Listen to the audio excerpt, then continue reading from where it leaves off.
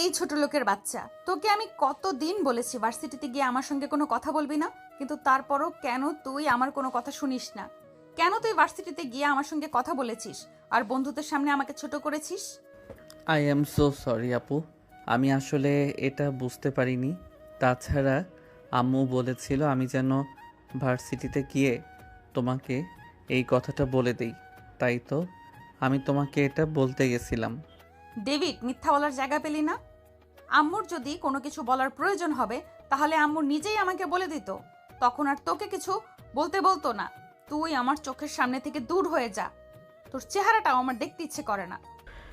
আয়মান তখন আর কোনো কথা না বলে কান্না করতে করতে নদীর রুম থেকে বের হয়ে নিজের রুমে চলে গেল।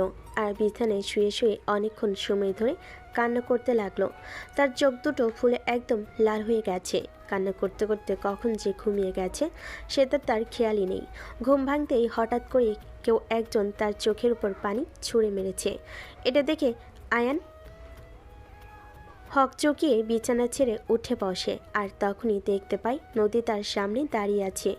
নদীকে দেখে সে বলতে থাকে, কি ব্যাপার আপু, কি হয়েছে? তুমি এভাবে আমার মুখের উপর পানি তুলে মারলে কেন? কি হয়েছে বুঝতে পারছিস না নাকি বুঝতে চাইছিস না? সন্ধ্যা হয়ে গেছে, এখনো তুই আমার নাস্তা আমার রুমে পাঠালি না কেন? এখানে পড়ে পড়ে ঘুমাচ্ছিস কেন? আপু, আসলে শরীরটা একটু খারাপ লাগছিল, তাই কখন যে শুয়ে ঘুমিয়ে গেছি সেই খেয়াল আমার নেই। তুমি একটু অপেক্ষা করো, আমি কিছুক্ষণের মধ্যেই তোমার জন্য নাস্তা বানিয়ে তোমার রুমে পৌঁছে দেব। আমি জানি না কেন আমার বাবা এই ছোট লোকের বাচ্চাটাকে আমাদের বাড়িতে রেখেছে, বসিয়ে বসিয়ে অন্ন ধ্বংস করাচ্ছে। আজ আসুক আমার বাবা বাড়িতে, তারপর তার সঙ্গে আমার একটা হেস্তনেস্ত আমি করেই ছাড়বো। এই বলে নদী রাগে ফুসফুস করতে করতে আয়নের রুম থেকে বের হয়ে চলে গেল। আর এদিকে আয়মান বিছানা ছেড়ে উঠে আগে ওয়াশরুমে গিয়ে চোখ খুলে একটু পানি দিয়ে নিল। তারপর হাত মুখ মুছে কিচেনে চলে গেল। তাই 20 মিনিটের মাথায় নদীর জন্য নাস্তা বানিয়ে নদীর রুমের সামনে দাঁড়িয়ে নক করলো, কারণ রুমের ভিতরে যাওয়া পারমিশন নেই তার। আপু, আপু, এই নাও তোমার বিকালের নাস্তা। আমি কাজ করছি, নাস্তা তো টেবিলের উপর রেখে যা। কিন্তু আপু, তুমি তো নিজেই আমাকে নিষেধ করেছো তোমার রুমের ভিতরে প্রবেশ করতে। একদম চটকনা মেরে সব কটা দাঁত ফেলে দেবো বলে দিলাম। আমি কি বলেছি তুই শুনতে পাসনি? আমার মুখের উপর কেন এত কথা বলিস? তুই জানিস না আমার মুখের উপর কথা বলা আমি একদম পছন্দ করি না। আচ্ছা, ঠিক আছে, আমি রেখে যাচ্ছি। এই বলে আয়ন রুমের ভিতরে প্রবেশ করে আর নদীর নাস্তাটা তার টেবিলের উপর রেখে রুম থেকে বের হয়ে চলে গেল। এদিকে নদী বেশ কিছুক্ষণ পর নাস্তা খেয়ে নেয়। রাত 8টার দিকে নদীর বাবা মা দুজনে বাড়িতে ফিরে আসেন। নদীর পাপা বাড়িতে এসেই আয়নকে নিজের রুমে ডেকে নেন আর বলতে থাকেন, এই নাও, শপিং থেকে তোমার জন্য কিছু ড্রেস রাখা আছে। অনেক দিন ধরেই তোমাকে কিছু কেনাকাটা করে দেওয়া হয় না, তাই আজ আমি আর তোমার আম্মু শপিং মলে গিয়েছিলাম, সেখান থেকে তোমার জন্য কিছু কেনাকাটা করে নিয়ে আসলাম। এগুলোর কি দরকার ছিল? আমার তো জামা কাপড় সব কিছুই আছে, তাহলে কেন শুধু শুধু পয়সা নষ্ট করতে গেলে বড় আব্বু? এভাবে বলতে হয় না সোনা, তুই আমাদের ছেলের মতোই, তোকে সেই ছোটবেলা থেকে লালন পালন করে মানুষ করেছি। তোর প্রতি ঠিক যতটা মায়া নদীর প্রতিও আমাদের ততটাই মায়া। কিন্তু নদীর জন্য হয়তো সব সময় তোর জন্য কিছু করতে মন চাইলেও সেটা করে উঠতে পারি না, কারণ আমার মেয়েটা বড্ড হিংসুটে। এজন্যই আজ তোর জন্য এগুলো নিয়ে এসেছি। এগুলো আবার নদীকে বলতে যাস না, তাহলে আবার রেগে যেতে পারে। বড় আম্মু, যেখানে আপু পছন্দ করে না তোমরা আমাকে কোনো কিছু দাও, তাহলে সেখানে কেন তোমরা আমাকে কোনো কিছু দাও? আমি তো চাই না এসব কিছু। আমি তোমাদের থেকে শুধু একটু মুক্তি চাই। তোমরা আমাকে মুক্তি দিয়ে দাও, আমি অনেক দূরে চলে যাব। এখানে আমার একটুও ভালো লাগে না। দেখ বাবা, জানি নদী সবসময় তোর সঙ্গে অনেক বেশি খারাপ আচরণ করে, কিন্তু তাই বলে আমরা তোকে এখান থেকে চলে যেতে দিতে পারি না।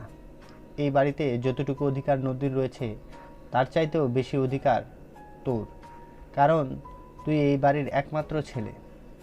আমাদের কোনো ছেলে সন্তান নেই, তাই আমার সম্পত্তির 50% উত্তরাধিকারী তুই। আর সেই সঙ্গে তোর বাবার সম্পত্তি তো রয়েছে।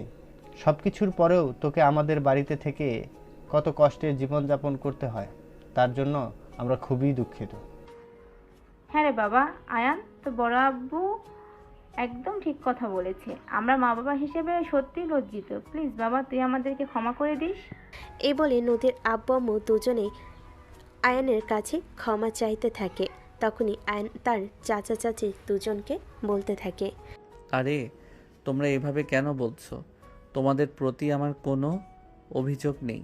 সত্যি তোমাদের প্রতি আমার কোনো রকম কোনো অভিযোগ নেই। তোমরা আমাকে এই বাড়িতে থাকতে দিয়েছো, আমার ভরণ পোষণ সব কিছুর দায়িত্ব নিয়েছো। আমার মা বাবা কেউ না থাকার পরেও মা বাবার মতো মাথার উপর বটগাছের ছায়া হয়ে তোমরা দুজনে রয়েছো। তারপর আমার আর কোনো কিছুই চাই না।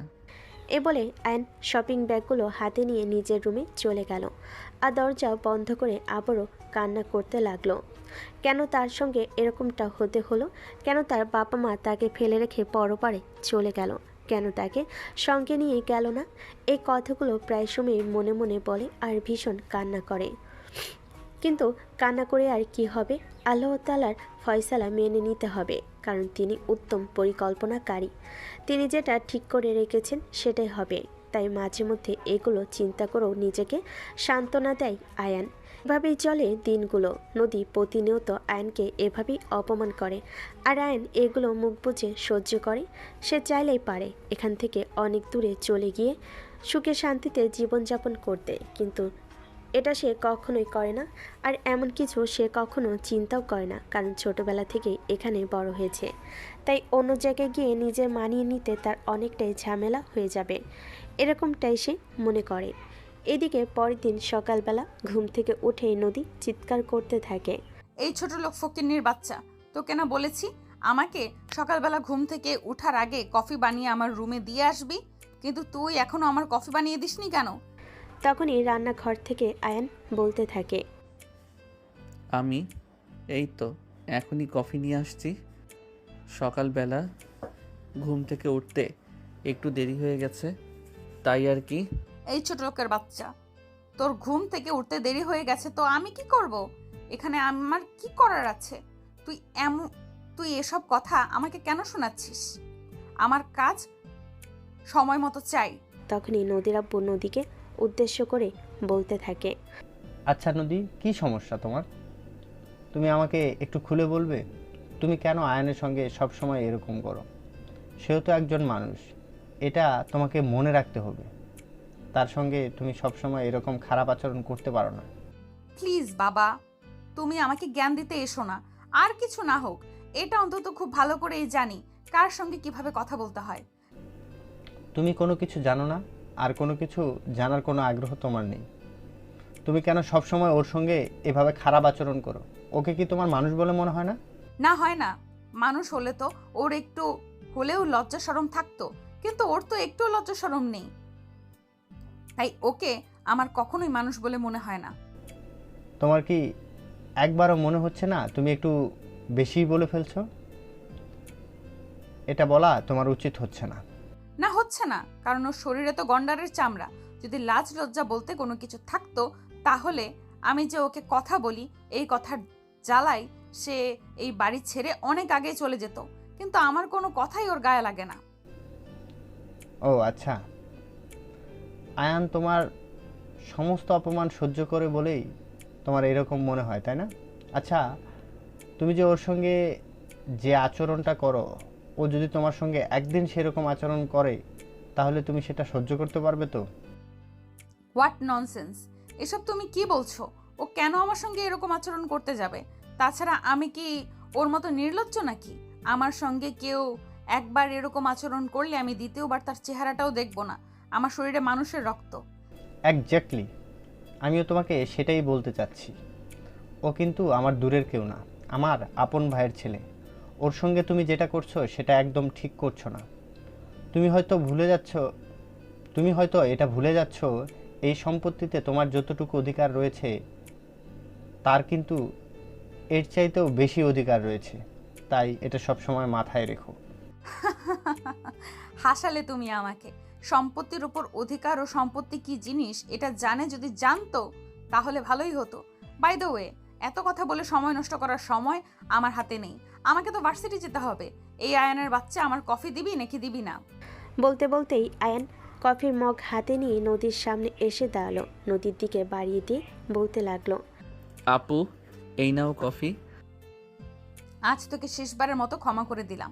কালকের পর থেকে যদি আমি ঘুম থেকে উঠে সঙ্গে সঙ্গে কফি না পাই, তাহলে তোর এমন অবস্থা করব যেটা তুই কল্পনাও করতে পারবি না। এখন যা, তাড়াতাড়ি আমার ড্রেস আয়রন করে দে। আমি তো রান্নাঘরে রান্না বসিয়ে রেখে এসেছি। এখন যদি ড্রেস আয়রন করতে চলে যাই তাহলে তো রান্না নষ্ট হয়ে যাবে। একদম মুষ্টা মেরে তোর কপাল ভেঙে দিব বলে দিলাম। তোরে কতবার বলেছি আমার মুখের উপর কোনো কথা বলবি না। আমি যেটা বলবো সেটাই তোকে করতে হবে। এছাড়া তোর সামনে অন্য কোনো রাস্তা নেই। যদি এই বাড়িতে থাকতে চাস তো। আচ্ছা ঠিক আছে, কোনো সমস্যা নেই, আমি করে দিচ্ছি। এই বলে আয়ন রান্নাঘরে চুলা বন্ধ করে নদীর ড্রেস আয়রন করতে চলে গেল। এদিকে তখনই আবারও নদীর বাবা নদীকে বলতে লাগলো, নদী, আমার মনে হয় তুমি কিছু একটা ভুলে যাচ্ছ। এই বাড়িটা কিন্তু তোমার নয়। তাই আমি তোমাকে আবারও একবার মনে করিয়ে দিচ্ছি, আয়নের সঙ্গে দয়া করে তুমি এইভাবে খারাপ আচরণ করো না। দেখো বাবা, তুমি কিন্তু এই ছোট লোকের বাচ্চার জন্য আমাকে প্রতিনিয়ত অপমান করছো। এটা কিন্তু আমি একদম সহ্য করব না। এটা তোমায় বলে দিলাম। মান অপমান বোধ আমার তো মনে হয় না তোমার আছে। যদি তোমার মান অপমান বোধ বলতে জিনিসটা থাকতো, তাহলে তুমি কবেই নিজেকে শুধরে নিতে। কারণ এই বাড়িটা কিন্তু আমার বাবা আয়নের নামে লিখে গেছে, সেটা আমরা সবাই জানি। এই জন্যই তো তোমার বাবাকে আমি দুই চোখে সহ্য করতে পারি না। আমি আছি পরিবারের বড় নাতি। তোমার বাবা চাইলে এই বাড়িটা আমার নামে লিখে দিতে পারতো, কিন্তু সেটা না করে ওই মূর্খের বাচ্চার জন্য সবকিছু রেখে গেছে, যে কিনা কোনো কিছুর অর্থই জানে না। নিজের মেয়েকে সুশিক্ষায় শিক্ষিত করতে পারেনি, এজন্য নদীর বাবার আফসোস সবসময়ই ছিল। কিন্তু মেয়ে এভাবে এতটা বিগড়ে যাবে এটা তিনি কখনো কল্পনাও করতে পারেননি। নদীর বাবা তখন নদীকে বলতে থাকেন, দেখো নদী, সব কিছুর একটা লিমিট থাকা উচিত। তুমি কিন্তু একদম লিমিট ক্রস করে ফেলছো। তুমি আমার মৃত বাবাকে এভাবে বলতে পারো না। আমার ভাবতেও অবাক লাগছে তুমি আমার মেয়ে। হ্যাঁ সত্যি, আমারও হ্যাঁ সত্যি আমারও ভাবতে অবাক লাগে যে আমি তোমার মেয়ে আর তুমি আমাকে জন্ম দিয়েছো। আমি তোমার মেন্টালিটি থেকে মাঝে মধ্যে সত্যিই অবাক হয়ে যাই। কেন যে তোমার মতো বাবার ঘরে আমার জন্ম হতে হলো সেটাই ভেবে পাই না। তখনই প্রচণ্ড পরিমাণ ক্ষেপে গিয়ে নদীর মা পিছন থেকে বলতে থাকে, নদী, ব্যাস অনেক হয়েছে, এবার তুমি তোমার মুখটা বন্ধ করো। আর যদি তা না হয় তাহলে কিন্তু আমি তোমাকে এই বাড়ি থেকে বের করে দিতে বাধ্য হব। তাহলে এখনো বসে আছো কেন? বের করে দিচ্ছ না কেন আমাকে এই বাড়ি থেকে? অবশেষে একটাই তো বাকি ছিল, তাই না? অবশেষে এটাই তো বাকি ছিল, তাই না?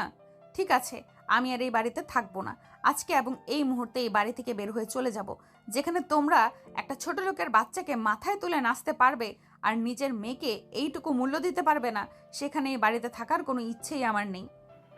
হ্যাঁ, তুমি সেটাই করো, কারণ তুমি সেটাই উপযোগ্য। তোমাকে কোনো ভালো কথা বললে তোমার গায়ে সেটা লাগবে না, তাই তোমাকে কোনো ভালো কথা বলার ইচ্ছাও আমাদের নেই। তোমার যেখানে খুশি তুমি সেখানে চলে যেতে পারো, তোমাকে কেউ কিছু বলবে না। ঠিক আছে, তোমরা যা খুশি হবে। আমি এখান থেকে চলে গেলে তখন আমি এখানে থেকে চলে যাব। আয়নের বাচ্চা, তোর জন্যই আমার সঙ্গে এইসব কিছু হচ্ছে। তোকে আমি দেখে নেব। এ বলে নদী নিজের সমস্ত রাগ আয়নের উপর ছেড়ে ফেলে। আর এদিকে তখনই নদীর বাবা আরও বেশি ক্ষেপে গিয়ে নদীকে বলতে থাকে, স্টপ দিস ননসেন্স। তুমি ওর দিকে কেন মেজাজ দেখাচ্ছ? তুমি যখন নিজের স্বার্থ হাসিল করতে পারলে না, তখন তুমি ওকে মেজাজ দেখাচ্ছ? এটা তো হবে না। তো কি করব আমি? ওর জন্য তো সবকিছু হয়েছে। এই বলে নদী আয়নের দিকে তাকিয়ে বলতে থাকে, এই, তুই মরতে পারিস না? তুই মরতে পারিস না? তুই মরলে তো আমি বেঁচে যেতাম। কথাটা শুনেই দুই চোখের জল ছেড়ে দিয়ে সেখান থেকে দৌড়ে চলে গেল আয়ন। আর তখনই নদীর আম্মু ঠাস ঠাস করে নদীর দুই গালে দুইটা চর বসিয়ে দিয়ে বলতে লাগলো, ছি ছি ছি, আমার ভাবতে অবাক লাগছে। তোকে আমি আমার পেটে ধরেছিলাম? তুই এক্ষুনি আমার চোখের সামনে থেকে চলে যা, আমি তোর চেহারাটাও দেখতে চাইছি না। এই বলে তিনি সেখান থেকে নিজের রুমের দিকে চলে গেলেন। আর এদিকে নদী রাগে ফুসফুস করতে করতে সেদিন নাস্তা না করে ভার্সিটিতে চলে আসে। ভার্সিটিতে এসে বন্ধুদের সঙ্গে ক্যাম্পাসে বসে আড্ডা দিচ্ছিল। বন্ধুরা সবাই মিলে গল্প করছিল। কী রে দোস্ত, তোকে আজ এমন দেখাচ্ছে কেন? মনে হচ্ছে খুব বেশি রেগে আছিস। আর বলিস না দোস্ত, আমাদের বাড়িতে একটা ছোট লোকের বাচ্চা আছে, যেটার জন্য আমি শান্তিতে থাকতে পারছি না। আমাকে জ্বালিয়ে পুড়িয়ে একদম শেষ করে দিচ্ছে। এই হারামজাদাটাকে আমার আর সহ্য হচ্ছে না। কি যে করি ভেবে পাচ্ছি না। আচ্ছা, তুই সবসময় ওর সঙ্গে এরকম লেগে আছিস কেন বলতো? ছেলেটাকে দেখে তো যথেষ্ট ভদ্র শান্তশিষ্ট বলেই মনে হয়, কিন্তু তারপরও তোর কাছে ওর এমন ব্যাখ্যা কেন? দেখ, তুই অন্তত ওর হয়ে ওকালতি করতে আসিস না। ওকে আমার একদম সহ্য হয় না। সব সময় আমাকে জ্বালিয়ে মারে। ভার্সিটিতে এসে অন্তত শান্তিতে থাকতে চাই। প্লিজ এইসব কথা বলা বন্ধ কর। ওকে, আচ্ছা ঠিক আছে, তুই যখন শুনতে চাস না তখন আর তোকে বলবো না। তবে তোকে এটুকুই বলতে চাই, তুই ওর সঙ্গে এভাবে খারাপ আচরণ করিস না। এই বলে তারা প্রসঙ্গ পাল্টে নিয়ে গল্প করছিল। হঠাৎ তখনই পিছন থেকে আয়ন বলতে থাকে, আপু, এই নাও, বড় আম্মু তোমার জন্য পাঠিয়েছে। আয়নের কণ্ঠ শুনে নদী পিছন দিকে ফিরে তাকায়। টিফিন বক্স হাতে আয়নকে দেখে নদীর মেজাজ একদম বিগড়ে গেল। সে চিৎকার দিয়ে বলতে লাগলো, এই ছোট লোকের বাচ্চা, তোকে এখানে আসতে কে বলেছে? আমি তোকে বলেছিলাম আমার জন্য খাবার নিয়ে এখানে আসতে। তুমি সকালবেলা রাগ করে বাসা থেকে কোনো কিছু না খেয়ে বাসা থেকে বের হয়ে চলে এসেছো, তাই বড় আম্মু খাবারটা তোমার জন্য আমার কাছে দিয়ে দিয়েছে। এই খাবারটা খেয়ে নাও, না খেয়ে থাকলে শরীর খারাপ করবে। বাচ্চা, তুই আমার সামনে আর এক মুহূর্ত দাঁড়াবি না। চুপচাপ আমার চোখের সামনে থেকে সরে যা। আমার মেজাজ খারাপ করিস না বলে দিলাম। তোকে এত দরদ দেখাতে কে বলেছে? তোর জন্যই তো আমার কপালে এত দুর্দশা। তুই মরিস না কেন? আপু, আল্লাহ আমার যতদিন হায়াত রেখেছে ততদিন তো আর পাইলেও আমি মরে যেতে পারবো না। আল্লাহর যখন ইচ্ছে হবে তখন তিনি নিজেই আমাকে নিয়ে যাবেন আত্মহত্যা মহাপাপ, তাই এটা তো আর করতে পারবো না। ও আল্লাহ, তুমি আমাকে রক্ষা করো। তোর জ্বালা আমি আর নিতে পারছি না। তুই এক্ষুনি আমার চোখের সামনে থেকে সরে যা, তা না হলে কিন্তু তোকে আমি নিজেই খুন করে ফেলবো। এই বলে নদী আয়নের হাত থেকে টিফিন বক্সটা নিয়ে ছুঁড়ে ফেলে দিল। এটা দেখে নদীর বান্ধবী তাকে বলতে লাগলো, আরে দোস্ত, এটা তুই কি করলি? তোর না হয় ওর সঙ্গে রাগ আছে, কিন্তু তুই খাবারের সঙ্গে রাগ দেখাতে পারিস না। খাবারের সঙ্গে রাগ দেখালে আল্লাহ অসন্তুষ্ট হন। দেখ দোস্ত, এবার অন্তত তুই আমাকে জ্ঞান দিতে আসিস না। তুই খুব ভালো করেই জানিস জ্ঞান দেওয়া মানুষ আমি একদম পছন্দ করি না। এই হারামজাদা তো আমার জীবনটা তেজপাতা বানিয়ে ছেড়ে দিচ্ছে। এখন আর তোকে আমার সঙ্গে অন্তত এইসব নিয়ে কোনো কথা বলিস না। এই বলে নদী সেখান থেকে উঠে ক্লাসরুমের দিকে পা বাড়ালো। তখন তিশা আয়নের কাছে এসে দাঁড়ালো আর বলতে লাগলো, আচ্ছা, তুমি কেমন মানুষ গো? নদী তোমার সঙ্গে এত খারাপ আচরণ করে, তারপরও তুমি কেন ওর পিছনে পড়ে থাকো? এভাবে তুমি তো চাইলেই অন্য কোথাও চলে যেতে পারো। তুমি একটা পুরুষ মানুষ। দয়া করে আমাকে এই কথাগুলো আর কখনো বলো না, কারণ এই বাড়িতে আমার মা বাবার স্মৃতি জড়িয়ে আছে। আমি আমার মা বাবার স্মৃতি ফেলে রেখে অন্য কোথাও চাইলেও চলে যেতে পারবো না। আমাকে আপু যত অপমান করুক না কেন, আমি সব মুখ বুজে সহ্য করে নেব। আর আমাদের পারিবারিক ব্যাপারে তোমরা নাক গলিও না। সে তোমাদের যেমন ইচ্ছে ও তোমাকে অপমান করে, আর তুমি অপমান সহ্য করো। একজন পুরুষ মানুষ হয়ে একটা মেয়ের কাছ থেকে এভাবে অপমান সহ্য করা, এটা দেখতে ঠিক আমাদের ভালো লাগে না। তোমাদের ভালো না লাগলে তোমরা চোখ কান বন্ধ রাখতে পারো, কিন্তু আমি তোমাদের কোনো মন্তব্য শুনতে চাই না। আমার কথায় মনে কষ্ট পেয়ে থাকলে ক্ষমা করে দিও। I am so sorry. এ বলে আয়ন ক্লাসরুমের দিকে পা বাড়ালো। আর তখন তিশা তার সঙ্গে আরও বেশ কয়েকজন সেখানে দাঁড়িয়ে আফসোস করতে লাগলো আয়নের কথা ভেবে। ছেলেটা আসলেই খুব অসহায়, আর জ্ঞান বুদ্ধিও একটু কমই মনে হয়। তা না হলে এভাবে নিজের বাড়িতে কেউ অপমানিত হয়, এটা তো জাস্ট কল্পনার বাইরে। আয়ন ক্লাসরুমে এসে সামনের বেঞ্চে ফাঁকা পেয়ে বসে যেতে চাইছিল, কিন্তু তখনই নদী ঠাস করে আয়নের গালে একটা চর বসিয়ে দিয়ে বলতে লাগলো, এই ছোট লোকের বাচ্চা, তোকে এখানে আসতে কে বলেছে? আমি বলেছি তোকে এখানে আসতে? না এখানে থাকার জায়গা খালি আছে, তাই বসে পড়ছিলাম আর কি। তুই জানিস না এখানে প্রতিদিন আমার সঙ্গে শুভ বসে, তাহলে তুই কেন বসেছিস? আজ তো শুভ আসেনি, তাই ভেবেছিলাম এখানে বসে পড়ি। আয়ান কথা বলছিল আর নদী রাগে গজগজ করছিল। ঠিক তখনই শুভ ক্লাসরুমে প্রবেশ করে। নদী আর আয়ানকে কথা বলতে দেখে শুভ এগিয়ে এসে নদীকে হাত করে আর বলতে থাকে, কি ব্যাপার ডার্লিং, তুমি এই ছোট লোকের বাচ্চাটার সঙ্গে কি নিয়ে কথা বলছিলে? আর বলো না, এই হারামজাদাটাকে যত বলি আমি সহ্য করতে পারি না। তুই আমার সামনে আসিস না, তত বেশি বেশি আমার সামনে আসে আর ভাব দেখায়। আমার এগুলো একদম সহ্য হচ্ছে না। এই কি রে, তোর কি লাজ লজ্জা বলতে কোনো কিছুই নেই নাকি? নদী তোকে সহ্য করতে পারে না, কিন্তু তারপরও কেন এসে আমার জান পাখিটার সঙ্গে এত ডলাডলি করিস? আমার কারো সঙ্গে ডলাডলি করার কোনো ইচ্ছে নেই। এখানে জায়গা খালি ছিল, তাই আমি বসতে চেয়েছিলাম। আমাকে বসতে দেওয়া হবে না, সেটা বেশ ভালো কথা, কিন্তু এভাবে কথা বলারও কিছু নেই। ওরে বাবারে বাবা, বোবার মুখে থেকে কথা ফুটেছে। এখন চুপচাপ এখান থেকে চলে যা বলছি, তা না হলে কিন্তু আমার সাথে খারাপ কেউ হবে না। এটা তুই খুব ভালো করেই জানিস। হ্যাঁ জানি তো, তবে আপু তোমাকে একটা কথা আমি বলে রাখছি, জীবনে এমন কোনো দিন না আসুক যেন তোমাকেই আমার কাছে নত হতে হয়। কথাটা শুনে নদী হু হু করে হেসে ওঠে আর আর তার সঙ্গে তাল মিলাই শুভ। তারপর দুজনে একসঙ্গে বলতে থাকে, আরে নদীকে মাথা নত করতে হবে, তোর সঙ্গে এটা তুই ভাবলি কি করে? শোন, তুই এখনো বোকার রাজ্যে বসবাস করছিস। নদীর সময় এতটাও খারাপ হয়নি যে তোর মতো হাবলার কাছে নদীকে মাথা নত করতে হবে। তাদের দুজনের এই কথা শুনে আয়ান সেখানে আর এক মুহূর্ত দাঁড়ালো না, ভার্সিটি থেকে বের হয়ে গেল। এদিকে নদী আর শুভ দুজনে হাসতে হাসতে ক্লাসরুমে বসে আড্ডা দিতে লাগলো। আর তখনই টিচার চলে আসে, তারপর ক্লাস শুরু হয়ে যায়। এদিকে আয়ান আর ক্লাস না করে ভার্সিটি ছুটি হলে নদীর বাসায় যায়, কিন্তু আয়ানকে বাসায় খুঁজে পাওয়া যায় না। নদী সারা বাসা তন্ন তন্ন করে খুঁজে, কিন্তু কোথাও আয়ান নেই। তবে আয়ান কোথায় গেল? আয়ানের কাছে কোনো ফোন নেই যে তার কাছে ফোন করে জানা যাবে সে কোথায় গেছে। এদিকে নদীর চিন্তা বাড়তে লাগলো। রাত 8টার দিকে নদীর মা বাবা দুজনেই অফিস শেষ করে বাসায় ফিরে আসে। তখনই নদী তার বাবা মাকে সব কিছু খুলে বলে।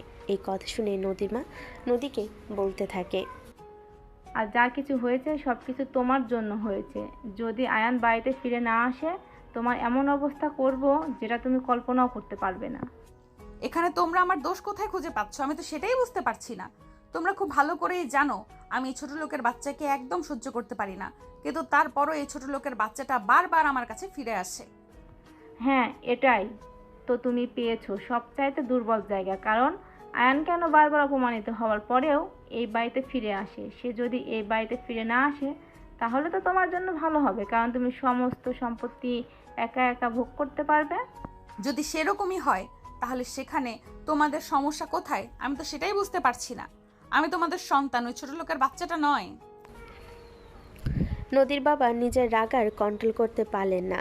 জীবনের এই প্রথমবারের মতো মেয়ের গালে ঠাস করে একটা চড় বসিয়ে দিয়ে তিনি বলতে লাগলেন, তোমার জন্মের পর থেকে কোনোদিন তোমার গায়ে হাত তুলিনি, আর এটা মনে হয় আমার জীবনের সবথেকে বড় ভুল, কারণ আমি তোমাকে সঠিক শিক্ষাটাই দিতে পারিনি।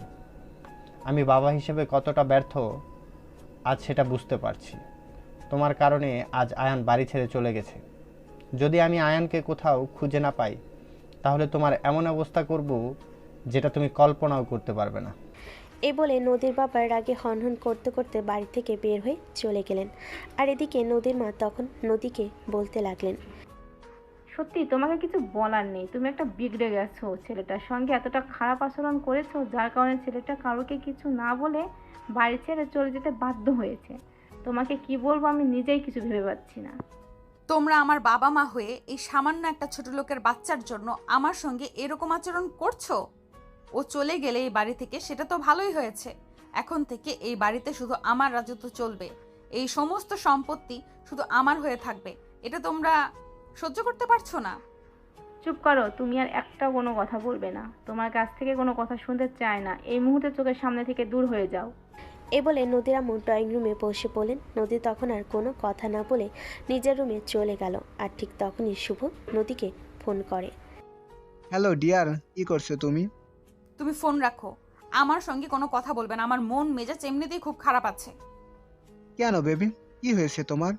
কেউ কি কিছু বলেছে আমার বেবিটাকে? তাহলে তুমি আমাকে বলো। ওই আয়নের বাচ্চা বাড়ি ছেড়ে কোথায় চলে গেছে। এখন ওর জন্য নাকি আমাকে কতগুলো কথা শুনতে হয়েছে। আব্বু আম্মু দুজনে ওই হারামজাদাটার জন্য আমাকে কথা শুনিয়েছে। আমি বুঝতে পারছি না এই হারামজাদা আমার বাবা মাকে কি এমন জাদু করেছে। কাম অন বেবি, মেজাজ গরম করো না। তুমি তাদের সঙ্গে একটু নর্মাল বিহেভ করো, যাতে ওই ছোট লোকের বাচ্চার চলে যাওয়াটা তারা খুব সহজেই মেনে নিতে পারে। আরে বাবু, এটা তো তুমি খুব ভালো করেই জানো যে আমি এই ছোট লোকের বাচ্চাটাকে একদম সহ্য করতে পারি না। ওকে দেখলেই আমার শরীরে জ্বালা উঠে যায়। ওর চেহারা দেখলে আমার বমি আসে। কিন্তু এটা আমি আমার মা বাবাকে কোনোভাবেই বোঝাতে পারি না। তারা ওই হারামজাদাটাকে নিয়েই সারাক্ষণ পড়ে থাকে। আমার জাস্ট মেজাজ খারাপ হয়ে আছে। আমি জাস্ট কিছু করতে পারছি না। মন খারাপ করো না বেবি, দেখবে সব ঠিক হয়ে যাবে। এই ছোট লোকের বাচ্চা যখন একবার চলে গেছে, আমার মনে হয় আর আসবে না। তাই যেন হয়। ওই ছোট লোকের বাচ্চা যদি আবার আমার বাড়িতে ফিরে আসে, তাহলে ওকে আমি নিজের হাতে খুন করে ফেলবো। আর পারছি না ওকে সহ্য করতে। সে ছোটবেলা থেকে আমাকে জ্বালিয়ে মারছে। আমার সব কিছুতে খুব ভাগ বসানোর চেষ্টা। এ বলে নদী ফোন কেটে দিয়ে নিজের রুমে দরজা বন্ধ করে বসে রইল। এদিকে নদীর বাবা গাড়ি নিয়ে সারা শহর তন্ন তন্ন করে খুঁজছে আয়নকে, কিন্তু কোথাও খুঁজে পাচ্ছেন না তিনি। কিছুতেই ভেবে পাচ্ছেন না আয়ন কোথায় চলে যেতে পারে, যেখানে আয়ন একা একা বাসা থেকে বের হয় না, বাজারে পর্যন্ত যায় না। রাত 11টার মতো বাজে। তিনি একদম ক্লান্ত হয়ে গেছেন আয়নকে খুঁজতে খুঁজতে। তখনই হঠাৎ চোখ পড়ল রাস্তার পাশে ল্যাম্পপোস্টের নিচে কেউ একজন বসে আছে, তার ভীষণ কান্না করছে। তখনই নদীর পাপা গাড়িটা দাঁড় করিয়ে ছেলেটার কাছে এগোতে লাগলো। কিছুটা সামনে এগোতেই বুঝতে বাকি রইল না এটা আর কেউ নয়, স্বয়ং আয়ান। গাড়িটা দাঁড় করিয়ে সামনে কিছুটা আগাতে নদীর বাবার বুঝতে বাকি রইল না এটা আর কেউ নয়, স্বয়ং আয়ান সেখানে বসে আছে। তিনি আয়নের দিকে এগিয়ে গেলেন। তখন মাথা নিচু করে খুব জোরে জোরে কান্না করছে। নদীর বাবা আয়নের মাথায় হাত রাখলেন আর তারপর বলতে লাগলেন, কি ব্যাপার আয়ান, তুমি এখানে কি করছো? বাসায় যাওনি কেন? নির্বিলি রাস্তার পাশে একা বসেছিল আয়ন। হঠাৎ করে কারোর সেখানে আসা, তার মাথায় হাত রেখে কথা বলা তাকে ভীষণ চমকে দেয়। সে মাথা তুলে তাকিয়ে দেখে নদীর বাবা সেখানে দাঁড়িয়ে আছে। নদীর বাবাকে দেখে সে উঠে দাঁড়ায় আর বলতে থাকে, কি ব্যাপার বড় আব্বু, তুমি এখানে কেন এসেছো? তার আগে তুমি আমাকে এইটা বলো যে তুমি এখানে কি করছো? বাসায় কি তোমার জন্য কোনো জায়গা নেই? দেখো বড় আব্বু, আমার জন্য তোমাদের সন্তানের সঙ্গে তোমাদের সম্পর্ক খারাপ হোক এরকমটা আমি কখনোই চাইবো না। নদী আপু চায় না আমি ওই বাড়িতে থাকি, তাই আমি ওই বাড়ি থেকে বের হয়ে চলে এসেছি। প্লিজ তুমি আমাকে আর কখনোই ওই বাড়িতে ফিরে যেতে বলো না। আল্লাহ আমাকে যতদিন হায়াত দিয়েছেন আমি ততদিন এভাবেই বেঁচে থাকবো। দেখো তুমি বড় হয়েছো ঠিক আছে, কিন্তু তার মানে তুমি এতটাও বড় হয়ে যাওনি যতটা বড় হয়ে গেলে তুমি আমার মুখের উপর এইভাবে কথা বলতে পারো। চুপচাপ আমার সঙ্গে চলো। বড় আব্বু প্লিজ তুমি আমাকে ওই বাড়িতে ফিরে যেতে বলো না। আমি আর অপমানিত হতে পারছি না। প্লিজ তুমি এবার অন্তত আমাকে মুক্তি দাও। আমি একটু স্বাধীনভাবে বাঁচতে চাই। দেখো এখন আমি যথেষ্ট বড় হয়েছি। তোমাদের দায়িত্ব এতদিন তোমরা পালন করেছো, আর কোনো দায়িত্ব পালন করার কোনো প্রয়োজন নেই। প্লিজ আমাকে একা ছেড়ে দাও। তুমি চাইলেই আমি তোমাকে সেটা করতে দিতে পারবো না, কারণ আমি তোমার বাবাকে কথা দিয়েছিলাম তোমাকে আমি সারা জীবন দেখে রাখবো, তোমাকে আগলে রাখবো। আর এখন তুমি বলবে আর আমি তোমাকে জীবনে মাঝপথে এসে একা ছেড়ে দেব, এটা আমি কখনোই করতে পারবো না। তুমি চুপচাপ আমার সঙ্গে চলো। আমি বললাম তো আমি তোমার থেকে আর কোনো কথা শুনতে চাই না। নদীর বাবা আয়নকে আর কোনো কথা বলার সুযোগ না দিয়ে আয়নের হাত ধরে টানতে টানতে গাড়িতে উঠে বসালো। আর তারপরে ড্রাইভারকে গাড়ি ছাড়তে বলল। আয়ন গাড়িতে বসে বসে বারবার নদীর বাবাকে বলছিল, প্লিজ বড় আব্বু, তুমি আমাকে ছেড়ে দাও, আমাকে আর ওই বাড়িতে নিয়ে যেও না। আমি ওই বাড়িতে যেতে চাই না, একটু বোঝার চেষ্টা করো। ঠিক আছে, আমি তোমার কথা মেনে নিলাম। তোমাকে ওই বাড়িতে থাকতে হবে না। আমি তোমাকে কয়েকদিনের মধ্যেই একটা আলাদা বাড়ি করে দেওয়ার ব্যবস্থা করছি, কিন্তু তার আগে এই কয়েকদিন তোমাকে ওই বাড়িতেই থাকতে হবে। তোমার কাছ থেকে আমি আর এই ব্যাপারে আর কোনো কথা শুনতে চাই না। তারপর আয়নের আর সাহস হলো না বরাবর মুখে মুখে কোনো কথা বলতে। সে চুপচাপ গাড়িতে বসে রইল। কিছুক্ষণের মধ্যে গাড়ি এসে দাঁড়ালো বাড়ির সামনে। কলিং বেলে চাপ দিতে নদীর আম্মু দৌড়ে আসে। তিনি আয়নকে দেখা মাত্রই দৌড়ে গিয়ে জড়িয়ে ধরেন আর সঙ্গে সঙ্গে কান্না করে দিয়ে বলতে থাকেন, কিরে বাবা, তুই কোথায় চলে গেছিলি? বল শুনি। তুই জানিস না, বাড়িতে এসে তোকে না দেখলে আমাদের একদম ভালো লাগে না, মনটা ছটপট করে। তারপরেও কেন তুই আমাদেরকে কিছু না বলে বাড়ি থেকে বের হয়ে চলে গেলি? দেখো বড় আম্মু, আমি চাই না আমার জন্য নদী আপুর সঙ্গে তোমাদের সম্পর্ক খারাপ হোক। আপু তোমাদের মেয়ে, আর আমি তো তোমাদের পালিত সন্তান মাত্র। তাই আমি তোমাদের মাঝে ঝামেলার কারণ হয়ে দাঁড়াতে চাইনি, সেই জন্যই চলে গেছিলাম। কিন্তু বড় আব্বু আমাকে জোর করেই আবার ফিরিয়ে নিয়ে আসলো। কিন্তু বিশ্বাস করো, আমি এই বাড়িতে থাকতে চাই না, আমি দূরে কোথাও চলে যেতে চাই। চুপ কর তুই, এই কথাটা আর ভুল করে মুখে আনবি না। তুই আমাদের ছেড়ে চলে গেলে আমরা বাঁচবো কি করে? আমরা দুজন যে তোকে অনেক বেশি ভালোবাসি, তুই যে আমাদের আরও একটি সন্তান, কেন তুই আমাদেরকে ফেলে চলে যাবি বল শুনি? তোমরা কেন বুঝতে পারছো না? নদী আপু চায় না আমি এই বাড়িতে থাকি। তার অপমান, অসম্মান আর মারধর আমি এগুলো আর সহ্য করতে পারছি না। আমি এগুলো থেকে মুক্তি চাই।